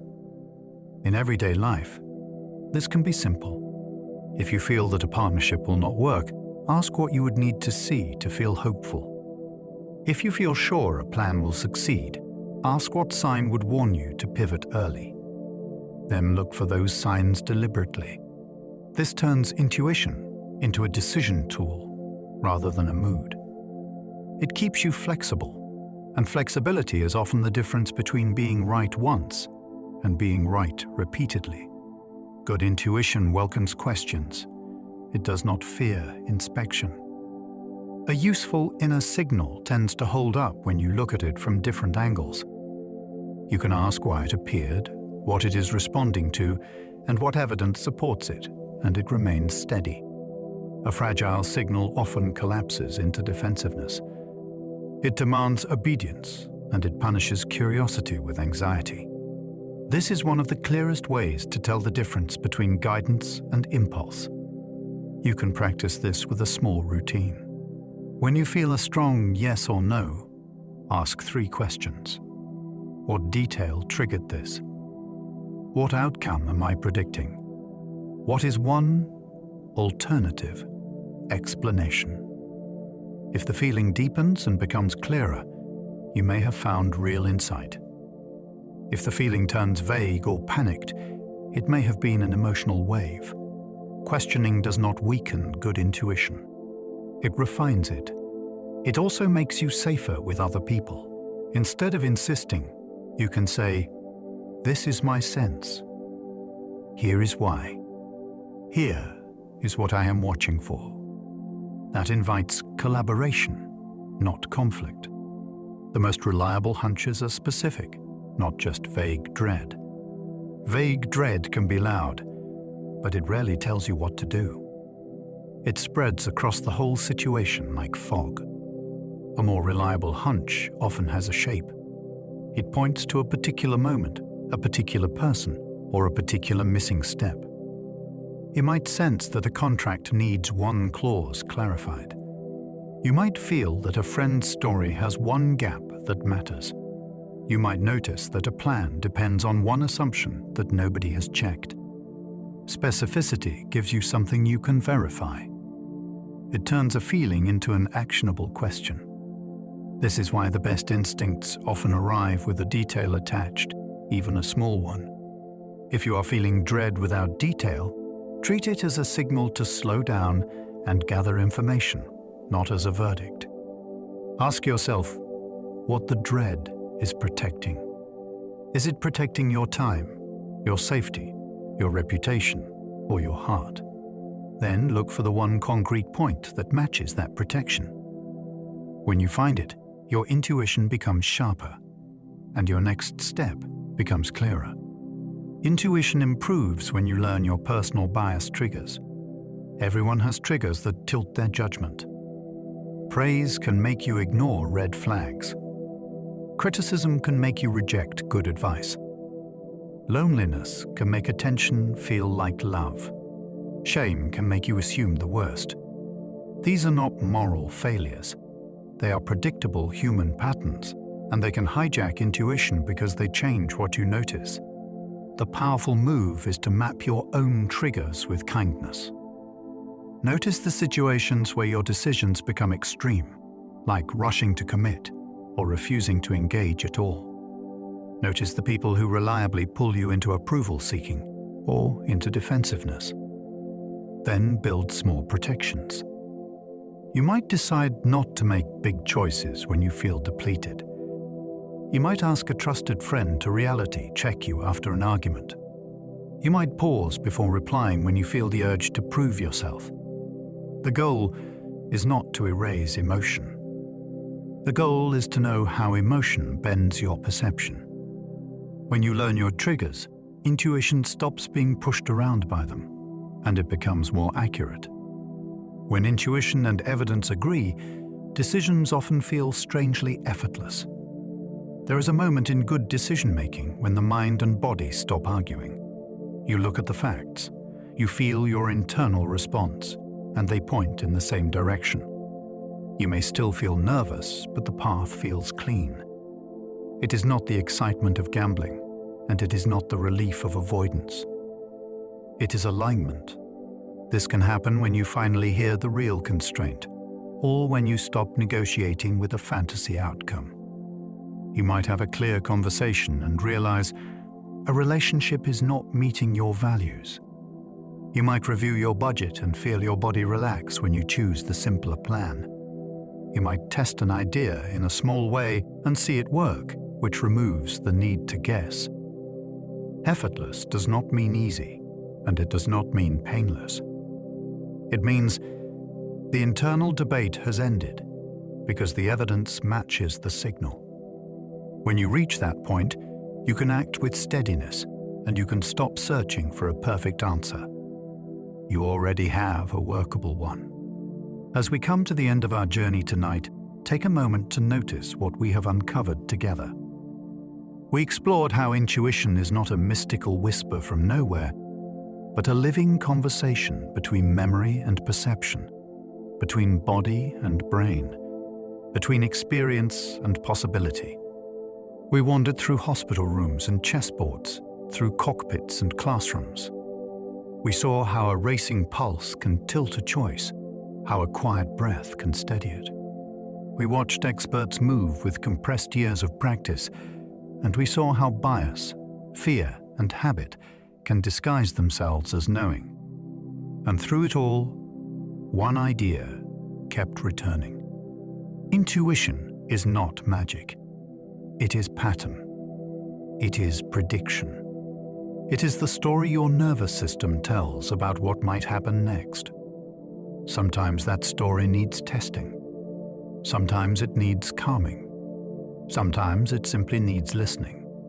Now, let all of that settle. You do not need to analyze anything further. Let the concepts drift like leaves on slow water. Feel the surface beneath you. Notice the gentle rhythm of your breathing. There is nothing to solve, nothing to decide. The great engine of prediction inside you can rest for a while. If you enjoyed this journey into the science of intuition, consider liking the video, subscribing to the channel, or sharing a quiet thought below. And if you find yourself still awake, there will be another video waiting for you on the screen, ready to guide you deeper into wonder. But for now, allow your mind to soften and your body to grow heavy. Let the day loosen its grip. Sleep well, and good night.